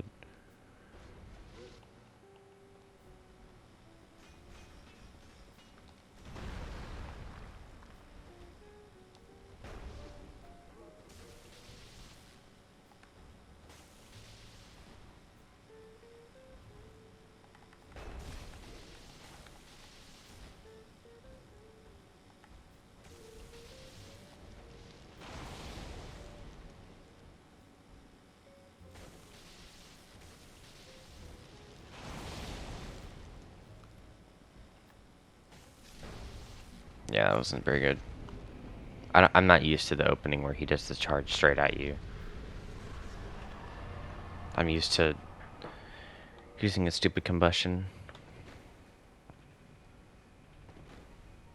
So hopefully, with how bad I was fighting the boss, you're able to see some of the mistakes that you could be making, and hopefully I showed you some ways of fighting the boss that were good, so that you know what to do. But again, this game is really consistent. Just kidding. This game is really inconsistent. So if you need to see more fights, I would just try and watch as many runs as you can of SL1. This probably would take 2. Nope. Sometimes you do 1 damage and she has 2 health, so you don't actually kill her.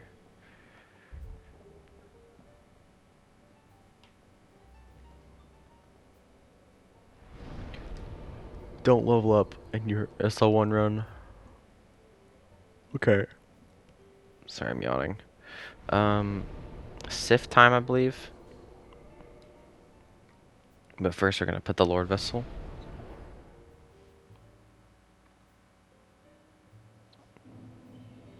Yeah, again, you can change any of the strats in this run if they're not gonna mess up the soul count or the bomb count or whatever. You can always have 2 mini bombs as long as you're able to upgrade this hammer.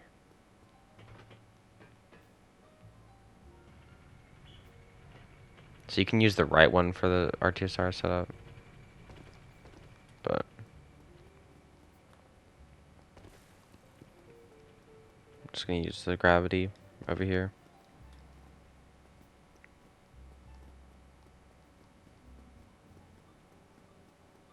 Could use gadget, but nah. I'll show you what.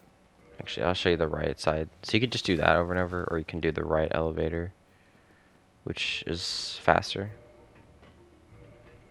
It works like this. You look up. Whenever you see this pop up, you walk off. You deal a ton of damage. You can just drop off here.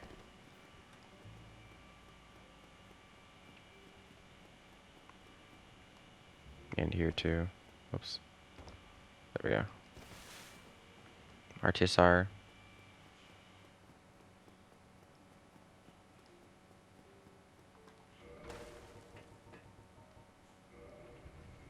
And we're gonna run to. I didn't place the Lord Vessel. That's fine. We're gonna run to SIF now.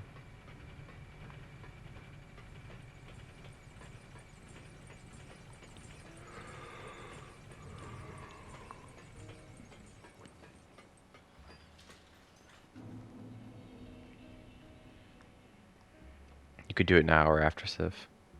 Placing the vessel. Again, if you're really used to the blacksmith hammer, then it shouldn't be that hard to adjust to it. I'm used to a pyromancy flame that doesn't consume stamina and that attacks at lightning speed, so sorry for playing bad, I guess. Just deal with it. Sunglasses.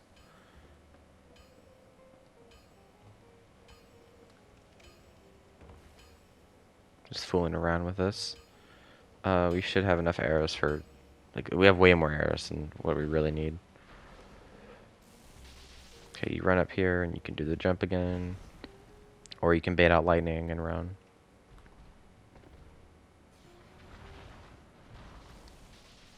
And we're going to kill Sif. You don't need to put the Lord Vessel down for Sif. They should die in one hit now.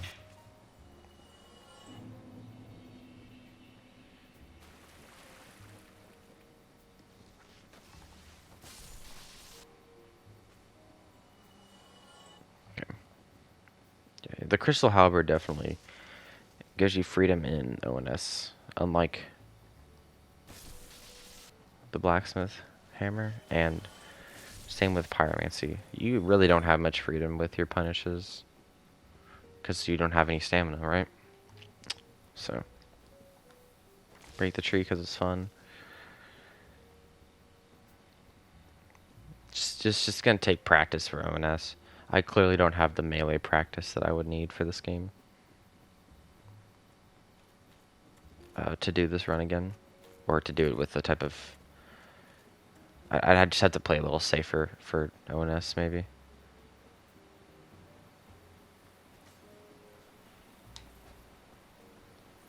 Not really a big deal.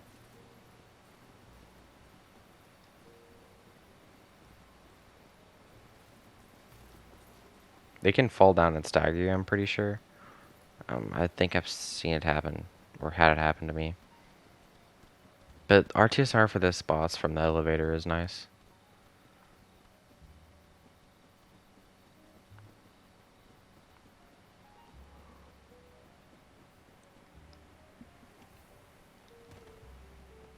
But yeah, if you go watch like a Pyro SL1 fight that I do, oh my god, I punish like everything. And the boss dies so fast. But with the Blacksmith Hammer, you have less damage. And it takes longer to hit. So, it's a little harder. Okay, I'm only going to show Civ once, but I'll take off my hammer and just roll around for a bit. Or no, I'll put it on for the first part. So she does her attack. And then nothing. If she gives you the slam, though, you want to punish. Okay, so Sif. You punish before the slam, and you're baiting out the running attack. So, you're trying to get this. In this fight, you do more damage than Pyro. So this should last not as long. Okay, you don't get it. Whatever. And then there's one other attack you can punish that I punish too. And the footsies are gonna hit you at some point probably. But I want to explain one other thing about the feet. And that I couldn't do it there. Here, let me see if I can get it here. Nope, never mind. I'll explain that punish in a bit. Never mind. Okay, no, never mind. Her backstep? Okay. Trying to get her into RNG where she'll do the jump.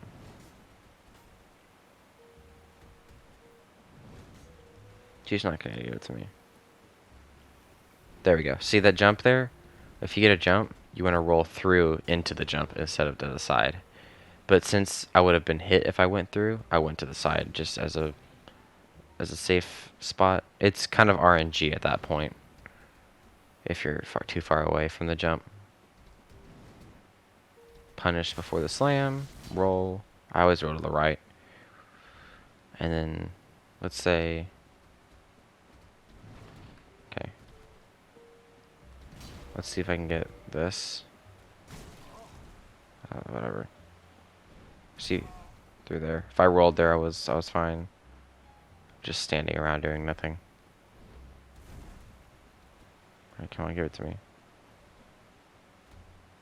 Alright, so this one, left or right, left, and then punish, and then get out of the way. That's the other punish you can do. Right, left, slam, punish, get out of the way. Okay, well, if she starts doing this, you can either go for another hit or throw bombs at her.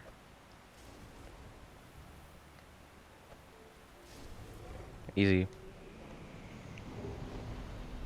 You can get really good at Sif with her jumps. Although sometimes it'll be RNG if you live or not, which is extremely frustrating, but that's just how this game works. Ree! It's really annoying. Oh, my splits are off. Whatever. We're here now. Okay, so for Nito, you do need to put the Lord Vessel.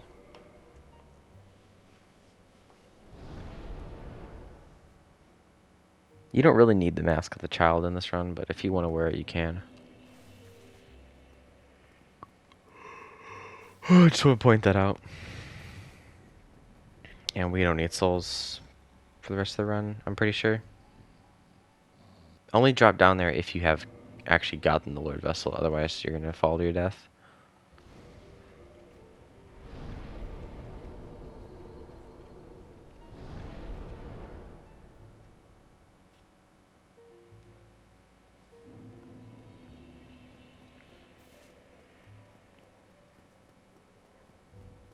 Now we're going to Nito.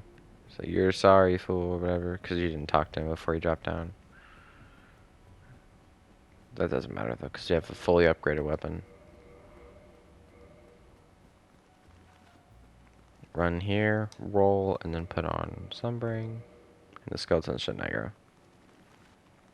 You do need Sunbring, though, for this.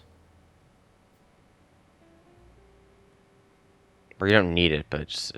No, I would wear it. I'd wear it.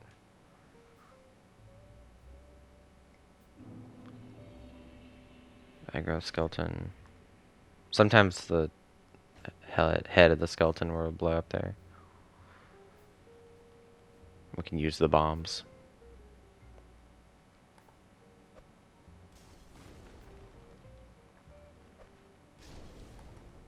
That's lucky because he didn't have the shield up. He would have blocked it with the shield and then I could get the throw. So with Slumbering, you can either do an R2 right here, or you can just attack him because he can't hear you.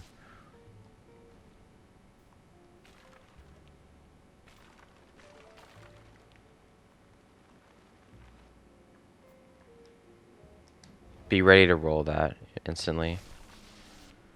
On SL1 with a fully upgraded weapon, you can kill him in one hit, which is nice.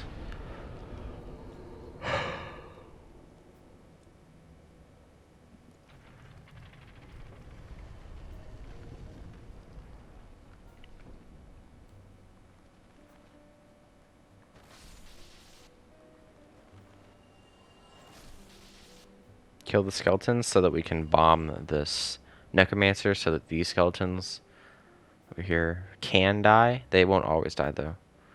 So if you go here, this necromancer can hit you. See, I just backstepped through it with the flipping.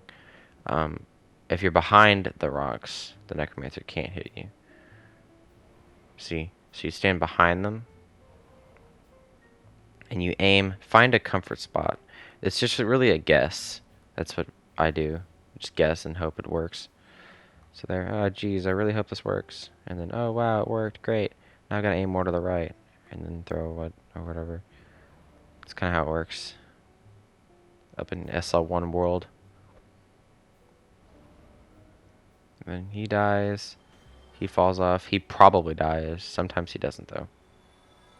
He died though. Yay. Throw a bomb for him. Or just shoot him with a arrow, because you can.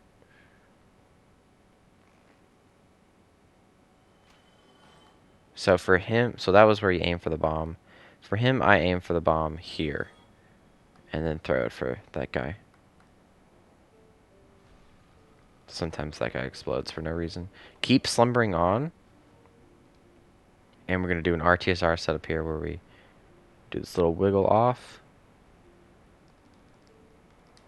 If these guys are there, just get out of the way of the explosion.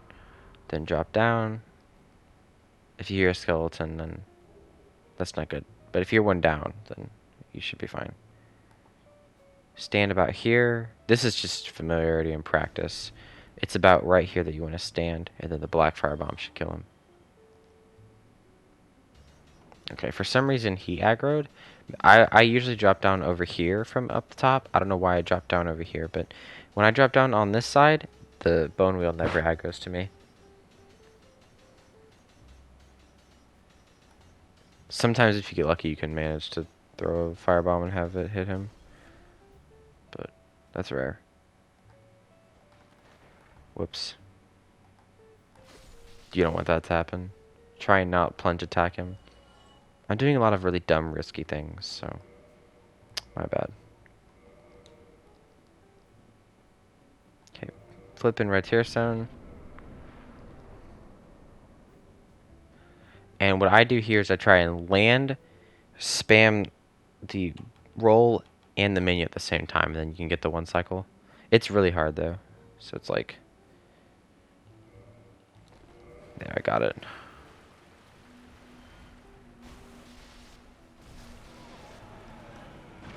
Watch out for any more fire, and GG. I'm not gonna pick up that, but if it's the Mask of the Child, that's the only useful one. The other ones are useless. Just practice that boss. You can't say anything else other than just practice it. And don't forget about your humanity. Eventually we're going to get to 30, and this thing will give you 5 humanity, the Firekeeper Soul. Just assuming that you know how to play the game a little bit in terms of humanity. Roll that in case. It probably won't hit you, but you want to be sure. Slow walk. Land. Grab the free humanity. And then get the bonfire.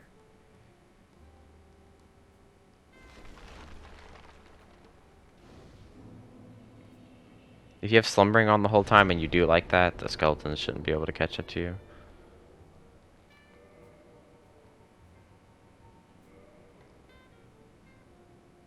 Talk to Patches, say no. Drop down. If you stand in the middle, you can pick both of them up and it's faster. And the Skull Lantern is the main thing. You don't really need the souls. If you couldn't tell by my insane soul count, that looks useless. And we're gonna go to Asylum. The reason we're gonna go to Asylum? Oh, sorry, I'm stretching. The reason we're going to Asylum is so that we can get the Fog Ring, which I talked about earlier in the guide. For the Nito and... Nope, yeah, just pretty much for Nito and Crypt. Or, no, Crypt is Dark Souls 2. For Nito and the Kiln. So we can skip past to Black Knight. Without him seeing us.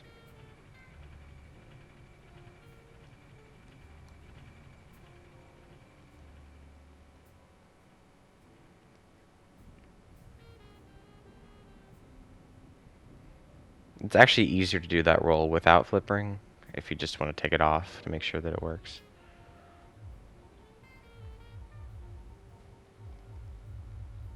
Make noises with the menu.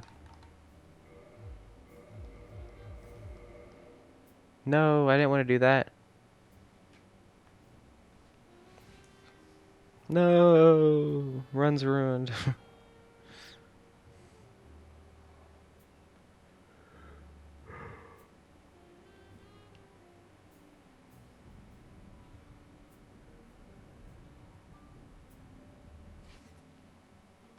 Get shipped away with the bird.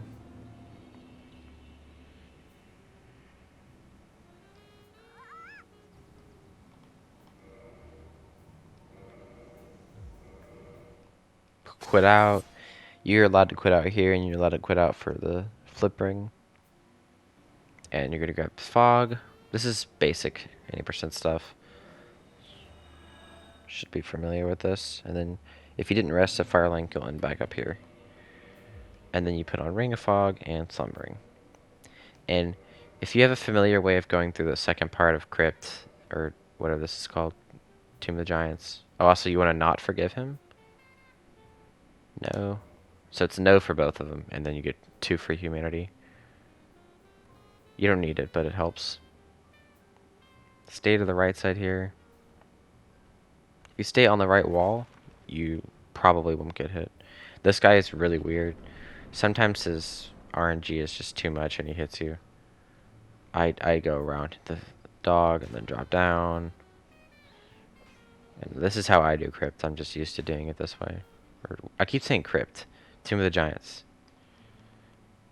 I spent most of my Souls hours in DS2, so makes sense why my ONS fight is so bad and on a guide. Okay, so I got a sword roll there as well. Just want to point that out. You don't need this Tranquilling Titanite. Maybe if you didn't get enough upgrades for some reason. But we get 10 earlier, and you have a million souls if you want to go back and... I guess not, actually. You can't because you'd kill them. I'm an idiot. It's fine, though. Those are extra if you need them for some reason.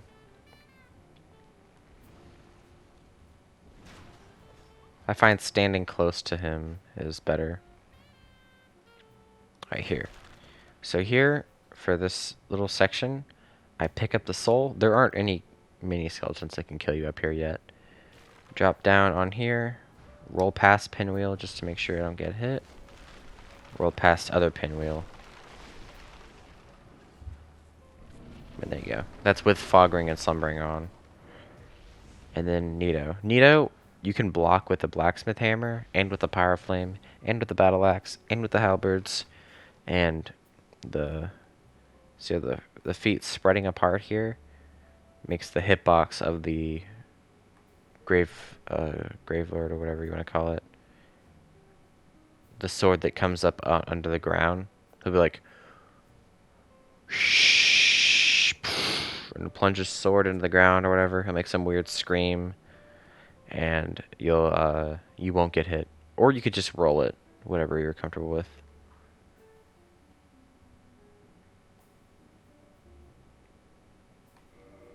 That's a risky heal. But whatever. Maybe don't heal. When he gets a little out, we're gonna come up to him. So you kind of have to just like figure it out where it is. Maybe you can time it on when the light appears above his skull or head or something. And you are not going to have flip ring for this fight every time. You're never going to use it. Okay. When he does this miasma, you go to the other side of wherever he is. Get as far away as you can. You can go here, and these giant skeletons won't aggro. Alright. Block. And you don't get hit. That's the trick. That's risky, but if you haven't noticed, I play a lot of bosses in this game risky.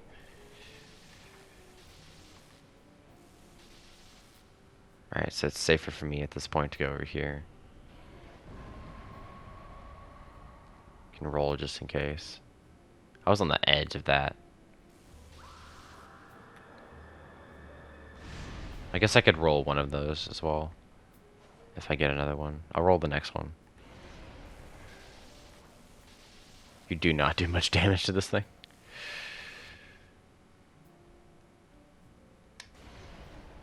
Roll in case I was too far to the left on that. You don't have to though. Maybe don't strafe much in this fight, I would say, because it's actually pretty scary. Can you go up this far? Yeah, you can. It's really sketchy if the skeleton's there. This is a guarantee, like, follow-up 90% of the time if you're that close.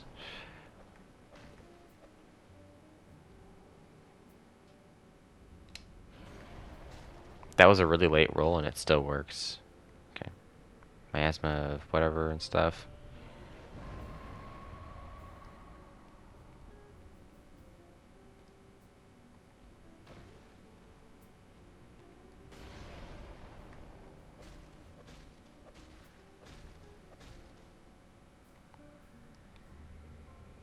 If you're not comfortable there, you can just homeward bone and run through the area again.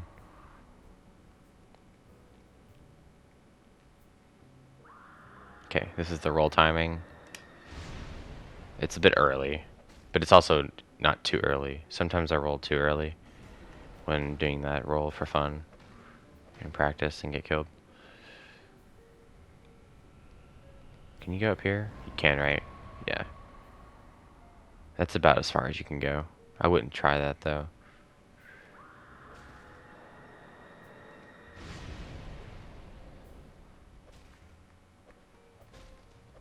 It's really not hard to roll that.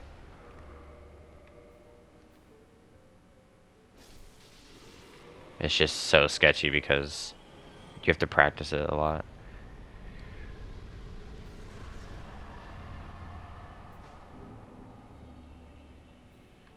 You can just bone here, which is, it probably is faster than getting this bonfire.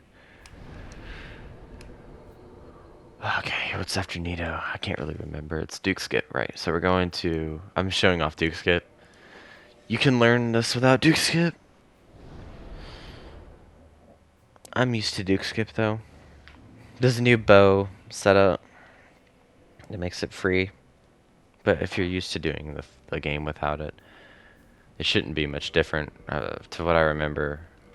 Or from what I remember in the jail, it's the same on SL1, I think.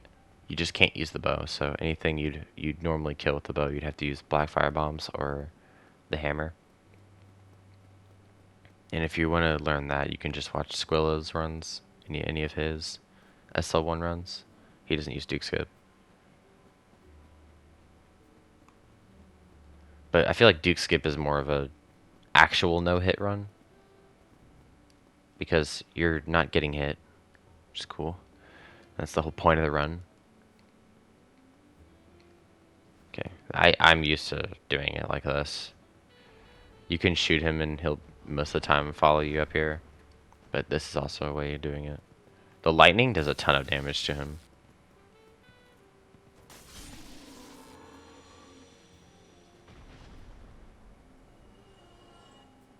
I don't know if people are used to using fog ring or not here and slumbering to get past this guy. But I don't. I used to, but it's really sketchy. He always just turns to the right here and allows you to follow through him when you don't wear any of the rings. At this point, you do want to put on fog ring and slumbering though, and then get on this side after the thing goes up so you don't get hit by the boar. Put on fog and slumbering. You aim here. I take off the slumbering ring and then start shooting with the wooden arrows at this wall until all of them come. And the way I know that all of them have come up there is if that guy gets up there.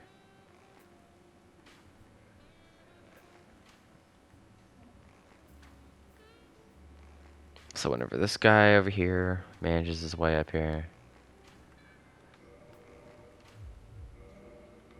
I put back on slumbering, run around that guy,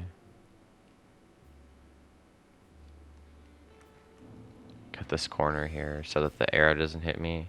Stay way away from that guy, because he's dangerous. Sometimes this guy starts to shoot early, so you need to be aware of that.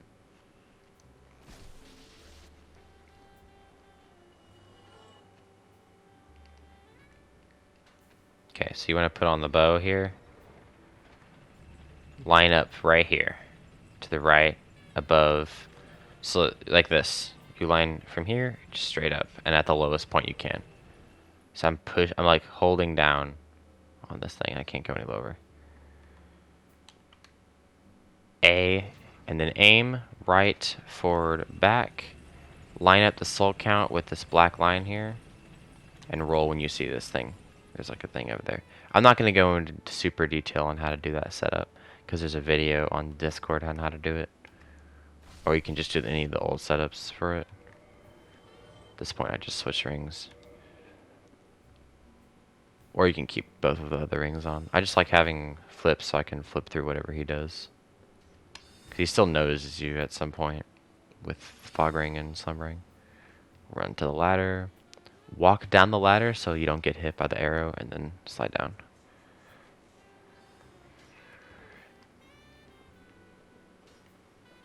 You can get the bonfire over there if you feel like it.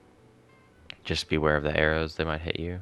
And at this point, put back on slumbering and fog. Or you can do it before pulling the lever. Stay to the left side. And your health, my health right now is perfect. With Duke Skip, this is perfect for the other RTSR setup. You can either do the RTSR setup I'm going to do, or you can go the legit way. Or not, I keep saying legit. Or you can go the intended path and use this for RTSR with both fog ring and slumbering ring on.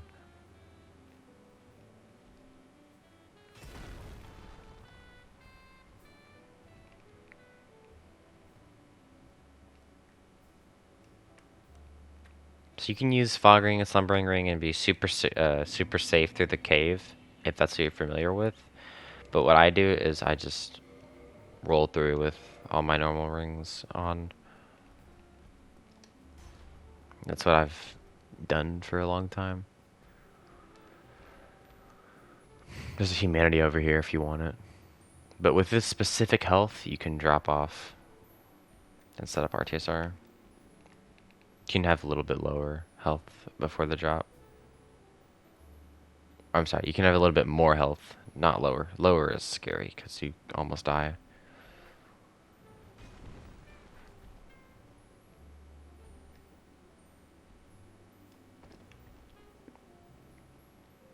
Yeah, I'm still annoyed about how scuffed the ONS was.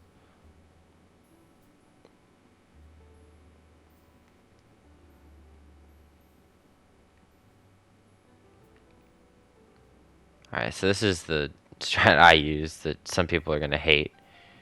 Where you bait the clams like this. Go in here. You're getting all these clams aggroed. Getting them behind you. Staying against here. You get this one aggroed. You're going to bring them all back. And you're going to run.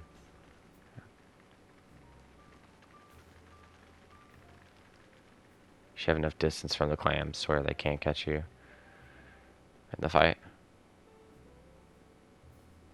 Bam, perfect. Okay, I stand here, I get my arrow ready. And when you hear him breathe, I shoot it. Running attack. R1, R1. Stand right here, R2. R1, stand here, because you can't get hit. And maybe to the right, a bit more. And he's dead. Because that straight away has a big hitbox. It goes from like here to here. This straight attack. You can bone, whatever. So now it's time for 4 kings and Bed of Chaos.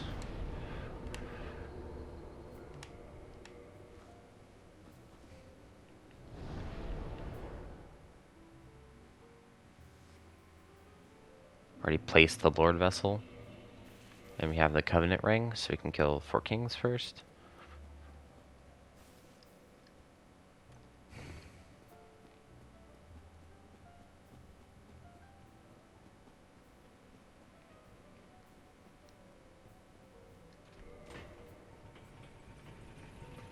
And after this point, Patches is in the Firelink Shrine, and he sells like 5 humanity.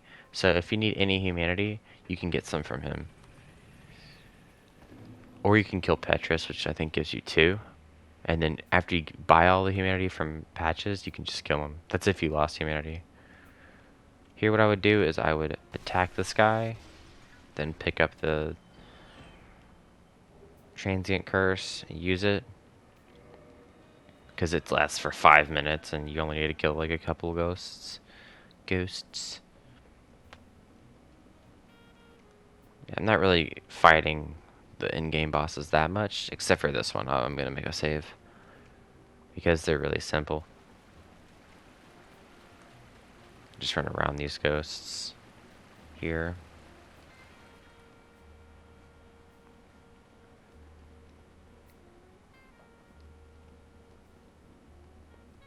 Attack this one. Attack that one. For safety, I guess. And then I just YOLO this pretty much. Run R1. Guess you could use bombs if you want. Stand here for a bit. Run out. This one didn't follow me, so just roll past. If he usually will be there, and you can. He'll usually either be where you are earlier or later in that running section there. Okay, this part. This part isn't that bad, actually. Why is he so far up? So what we're going to do is get this kid to aggro here. Stand here, all the way up, throw a bomb. That hits him once. Then go back to your safe spot. This is the safe spot on the stairs to where these ghosts aren't going to come up here and kill you. You can kill the ghosts with bombs, I think. But after you shoot the first bomb, you shoot the wall here. He walks up there. Then you line up again. Just meet where he is and go all the way up. And okay, that missed. That's fine.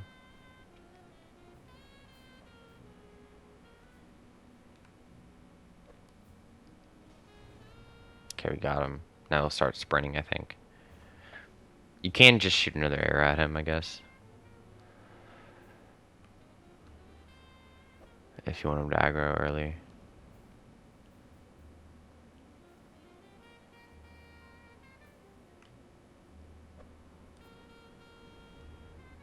Get one more.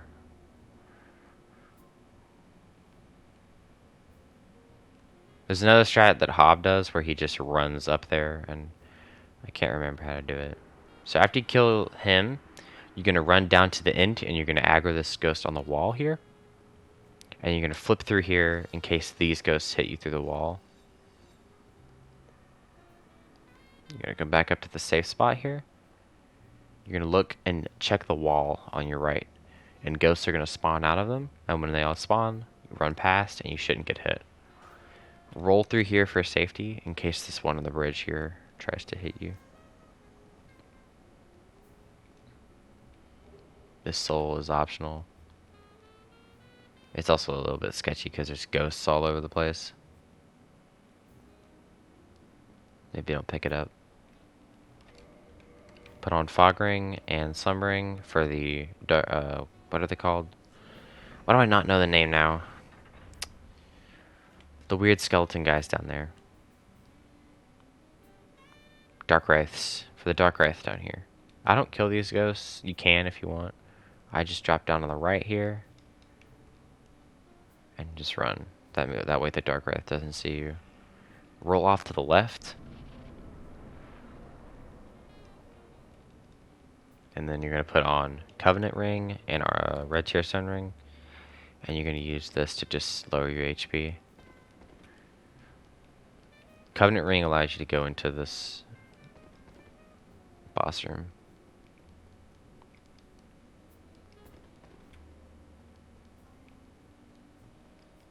This is definitely a more fast-paced explanation than how fast I was going in the early game. But it is pretty straightforward on where you go if you know what you're doing. And if you've already done the 80% hitless. But you can also just watch a video and you'll know where to go. It's really easy.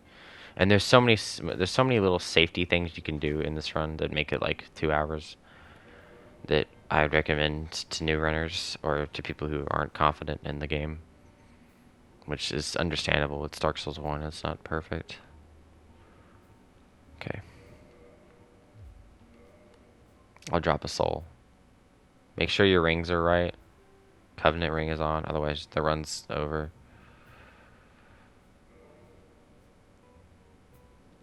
You're going to be just to the right of where the bonfire is with this item. I just rotate around and wait until it spawns. There's a way to do it to where you know exactly where you're going immediately and you can get to the king quicker. I just never learned it. Alright, so we got good RNG. I didn't make a save. I'll just play a video. I'm such an idiot.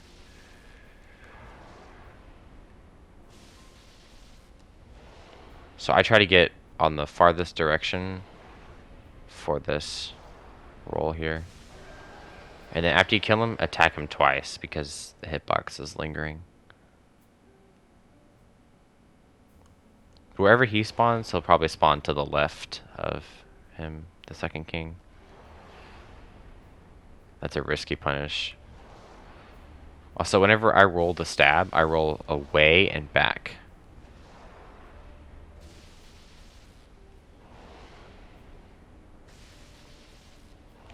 That's risky strafe. Okay, so this one will probably spawn more over here. Just a guess.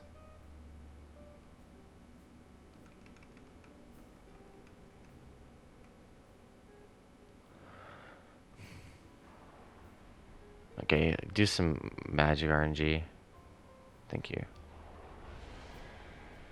So I just run away from the magic. If he gives you that as the opener, just bone out.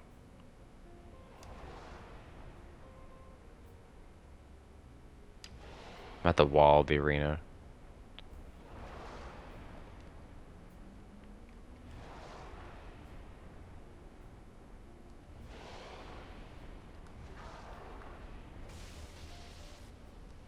There's not much I should have to show you. This is a practice fight. And one that you can get really good at. And also play really bad at if your name is Dolos. Bam. See, going for the extra hit after the boss dies helps you finish the fight early. And even if there's another one already in the arena, after the boss health bar has been depleted, they all just disappear. Just thought I'd throw that out there for no reason. Okay. So what's next?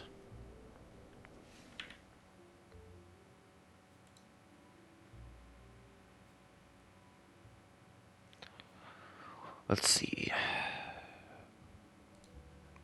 Right, Bed of Chaos, and then that's the end of the game. Don't have this route totally memorized on where to go next. It's nice to have splits because then you can not necessarily know what to do in what order in the late game, since the late game is so weird. But it's more about just knowing what to do for each part of the late game. Alright, checking to see if I have 30 humanity from all the humanity I've picked up. I do.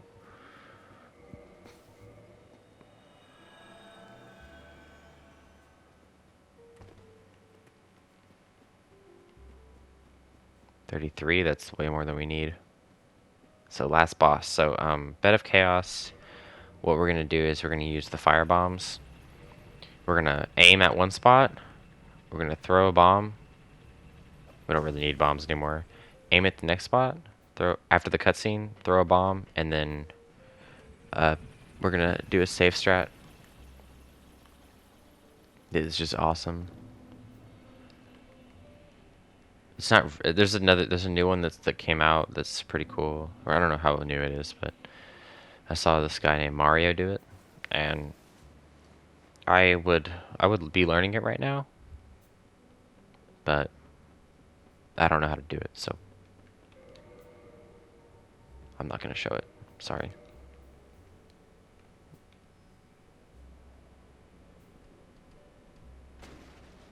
Fog ring allows you to do that. Maybe with fog ring and slumber ring, go through the middle. I don't know. Slumber ring seems to be more powerful of a ring than fog because slumber ring allows you to just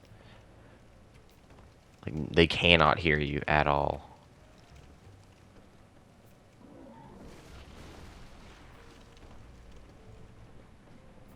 But with fog, it's like a certain distance that they can see you. Also, that's risky. Don't do that. Go off between the torches, especially when you're on zero. There's so many enemies here, it's better to just not use ladders on the way down.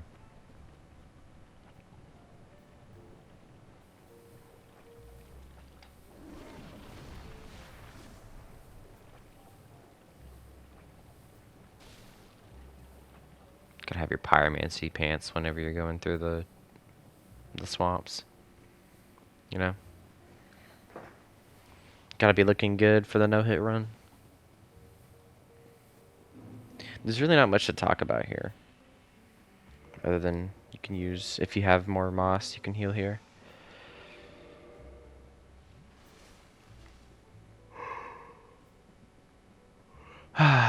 Okay, so one another thing.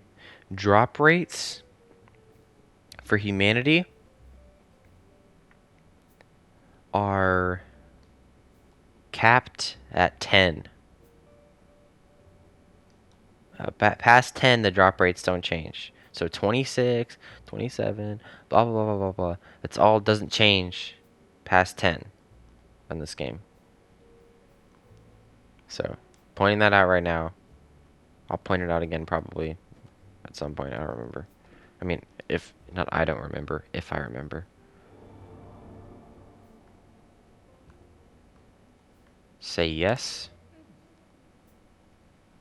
Just remember the dialogue choices. If you say no, just quit out here. Or homeward bone and run through again. But that's a waste of time. Don't do that. That's dumb. Enter Covenant. Yes. Wow, it's really hard doing a guide at 8 in the morning. Oh, yes, actually, this isn't Pyro. Offer humanity for 30. I was thinking the Pyro start for this run. God, man, I'm so, like, pyroed. My brain is just pyro. Pyro, pyro, pyro. That's all I can think about.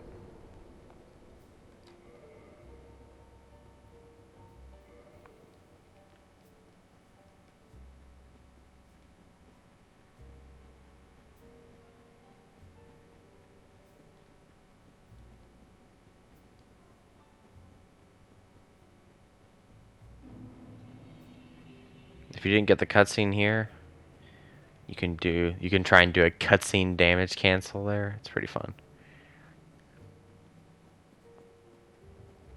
These weird egg things.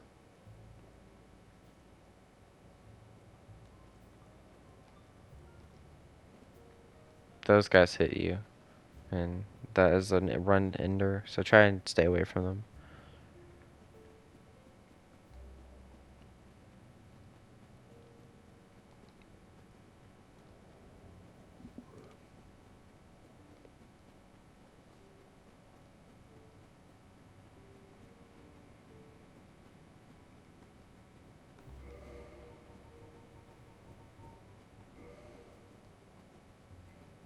So you can kill the Capra Demon, or you can shoot an arrow that makes him fall.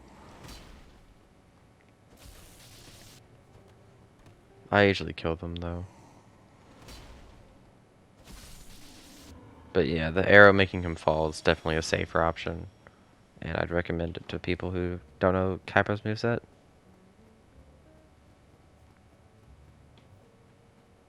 When you get good enough at the scheme, or when you're more familiar with it, you could do whatever the hell you want. for strats, basically, because everything just equals out in terms of inconsistency. I roll past this guy. You can throw bombs, maybe. Maybe you can. I don't know. I've never done it. Okay, so now that we've put 30, this is all the same as any percent. When you put 30 in, now we can go through here. If he does a jump, I go to the right of him. If he does the slash, I just roll. I get in front of him far enough to where the slash doesn't have time to actually hit me. So he'll de-aggro. Then you can come down here.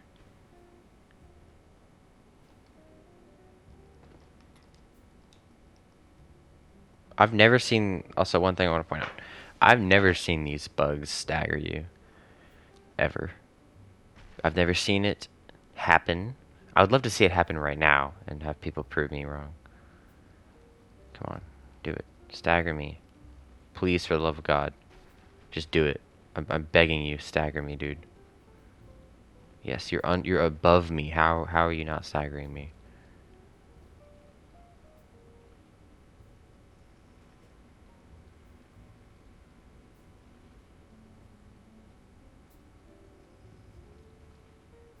This should stagger you.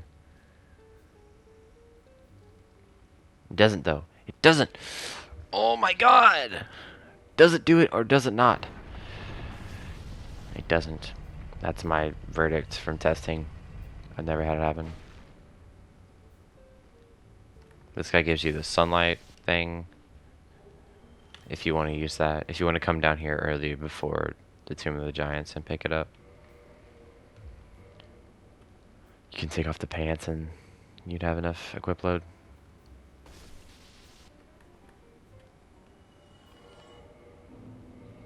Ring a flog and ring a flog, and you'll have your bow ready after this. Ring a fog, and you're gonna punch these. This is my strat, not my strat. I didn't create it. This is just the strat that I use. Also, you can see the entirety of the area from here.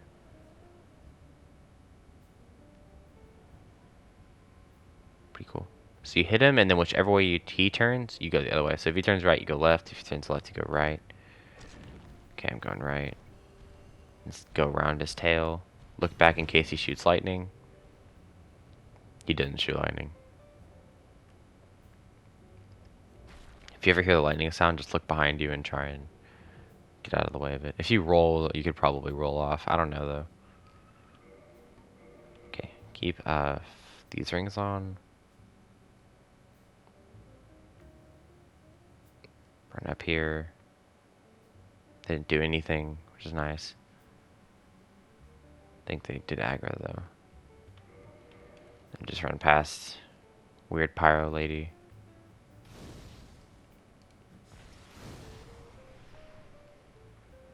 Roll there for safety. Okay. You can use black fire bombs or regular fire bombs. It doesn't really matter. If this game had witching urns, you could use those too. I don't think you could use dung pie though. Okay. So try and get the roll off the landing. There's no cutscene. And you're sprinting as fast as you can, because if you don't get to this thing fast enough, these arms can hit you. Then you switch to Darkwood Grain Ring and RTSR. Or I guess you could go Darkwood Grain Ring and Hornet Ring and then put RTSR on the other spot later if you want to save it for Gwen. But you can stand where I'm standing here, or you can stand here. Doesn't really matter. But this tile, so let me count. You want to go 1, this tile here, 1, 2, 3, 4, 5. And you count 5 here, or you can go 6 and stand on 6. This is all good enough. And then I aim at the black spot here on both sides. So I go for this, and then I fly the camera over here, aim here. Anywhere about this area is good. That might not getting good enough. Anywhere about here. I think it's about here is good enough.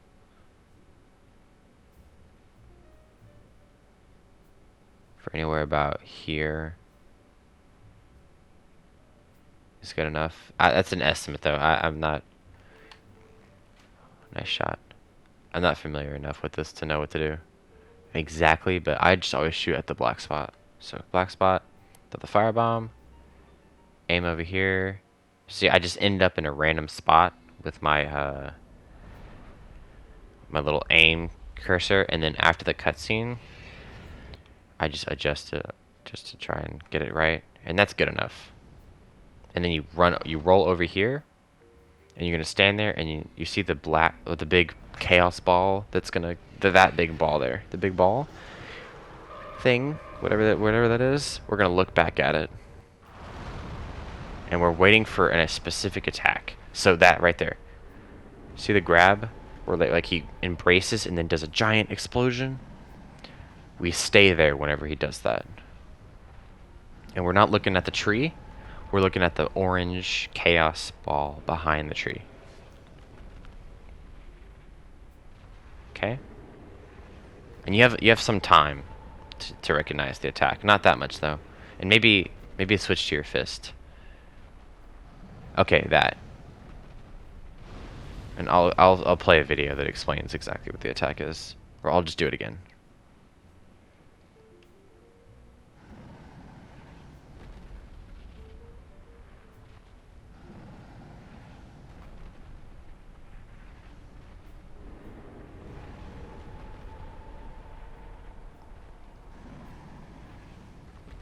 So he throws his hands up in the air immediately. He's like, the whole entire thing just goes up, and his hands go flying up. It's really weird. And you can recognize it if you get good enough at the first frame, pretty much.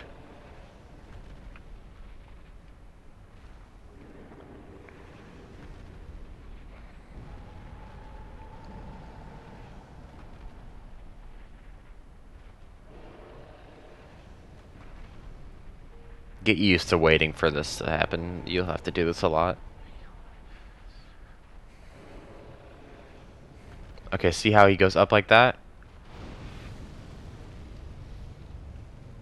Since I stayed there for so long, the attack can get down, all the way down there, and like, that's really hard though. Or that's really, the RNG for that happening is rare, I should say. I can't speak English, so I can come back over here now. But what can happen is that you're standing here, you're looking at Miss Chaos, or the firebomb or whatever, and then just the hand rise thing, and you go sprinting down here too early. You stand here, the chaos can catch you over here, and then you have to like walk around it, and it'll be really close. It's in my tournament that I did one day. Check the time. Okay, it's like 9 something. That's good. Alright, let's go to Gwen. And that should be the end of the guide. This is...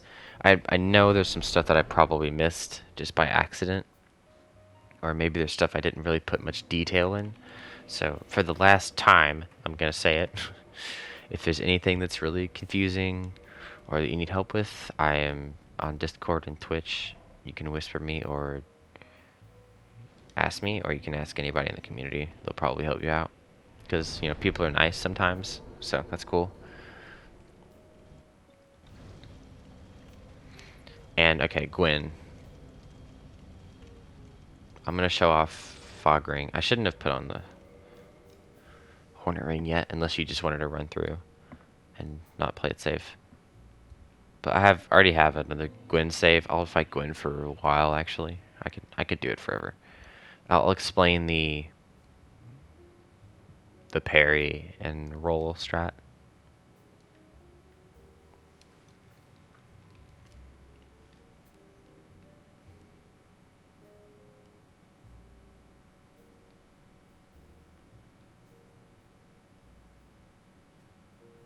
Make sure in your run to put on Plin Plin Blonde for everybody.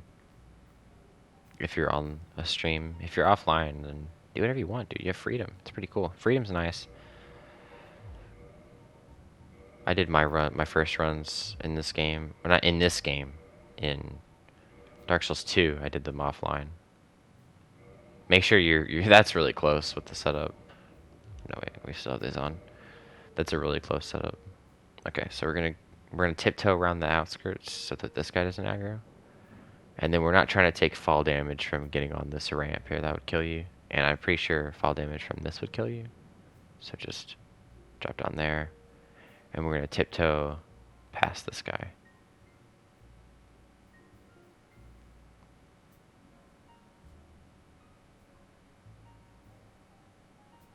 You can roll past these guys. It's perfectly fine, but if you want to be safe, you can also be safe. Because those attacks are difficult to dodge. Or then you put on Hornet Ring and Red Tear Stone. And you can just run past this guy here. You can parry him. Like you can run to the right of him. Or you can bait him. Go around the back. And then go. He can go right or left if you bait him there.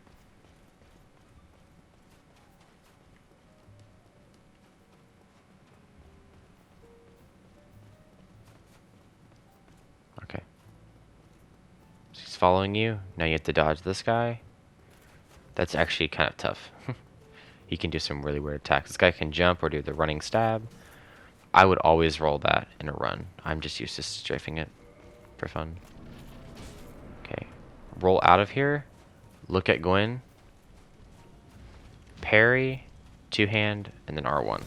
Make sure you're like hugging him on that. 1, 2, 3. Walk back a bit. Parry him. R1.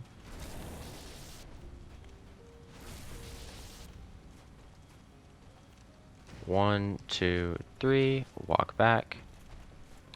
Parry him. R1. Always wait a little bit for the R1. Because you need a two-hand for the parry.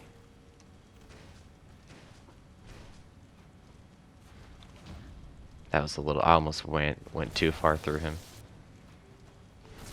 And here you can either finish him off with a two-handed R2 or another parry. I'm more comfortable with the other parry, though. I'll just...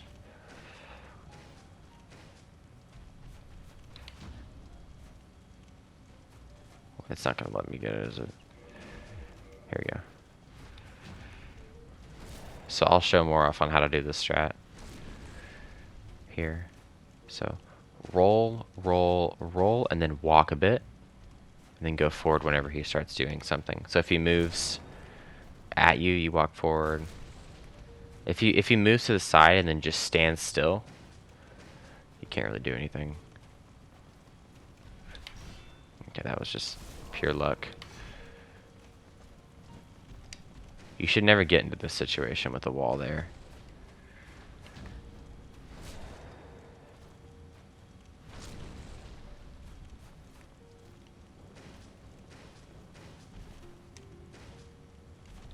Yeah. So you can't really parry from far distances like that.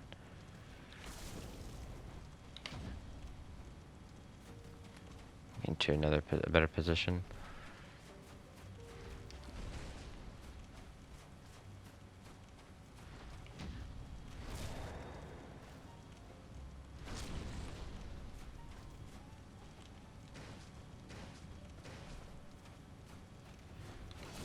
Okay, that's because of this. I'm in horrible RNG. Jesus Christ.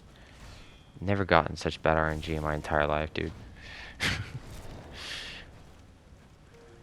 This whole right side is so scuffed. Okay. It doesn't really matter which side you walk around him. Oh, could I have a good freaking position on this boss? Jesus Christ. Oh my god, this is like ONS all over again. Okay. You try and line up here.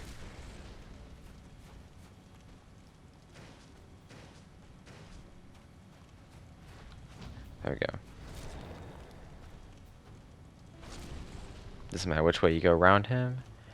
Roll, roll, roll. So I do it just before he starts turning. You can do it as he starts turning around.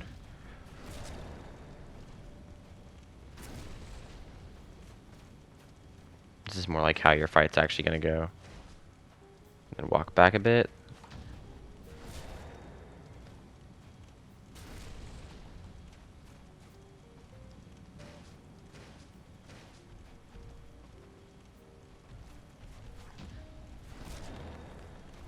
I usually start walking earlier if I see him do a jump. Kazoodle's All Bosses guide has a great guide on how to do this. And then R1, right, for the two-handing. So the two-handing riposte is just or riposte, it's just a practice thing. I walk back a little bit more whenever he does the grab. Oh yeah, I screwed that up. I walked forward too soon.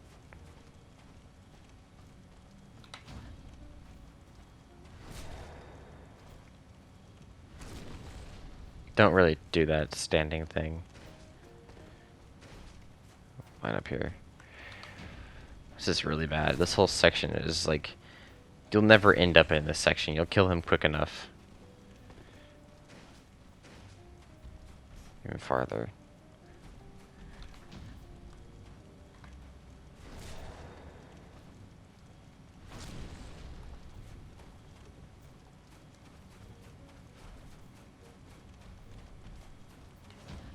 It's so cringe.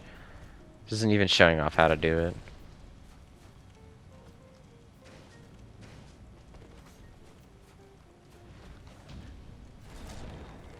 Let me load up a Gwen save. So that's the whole game. That's the whole run. It's GG.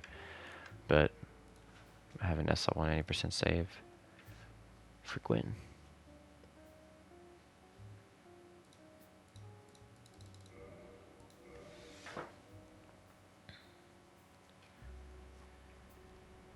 That's cringe character. Let's go. Roll through, walk, jumps, parry, two-hand, R1. Look through your inventory because it's a habit. Go around him. Well, one hand, I guess, not two-hand, and then walk back. This just takes some practice. You'll get really good at this. Don't spend like 2 seconds practicing this boss. Like, spend some time on Gwen. And don't call him Gale. I always call him Gale. Just so I can have a better position. I'm moving to a different spot instead of directly behind him. And it works. That's nice. So you can kind of adjust where you want him to be based on your position. So I can be here. Oh, no, I can't. Whoops. You didn't see that.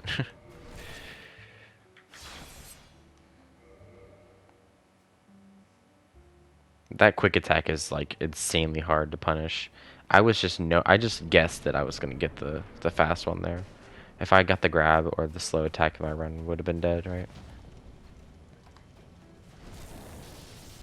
The opening should be the easiest one to do.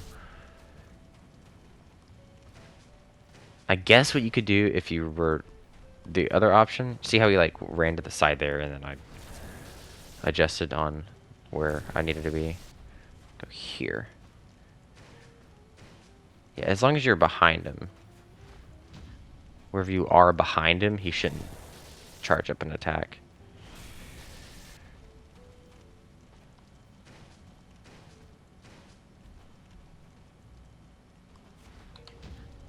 Nice. Good timing. What you could do is you could get a battle axe. You could get your battle axe +5 and just do one-hand parries if you're not comfortable with two-handed. There you go. That's SL1 no hit. If you have any questions, you can put it, I guess, in the comments. I don't know. I probably won't read the comments, but whispers on Twitch and or in the chat if I'm streaming. And on the Discord is good. So, thank you for watching and have a good one, man. Ugh, excuse me. Jesus Christ. Thanks for watching and have a good one.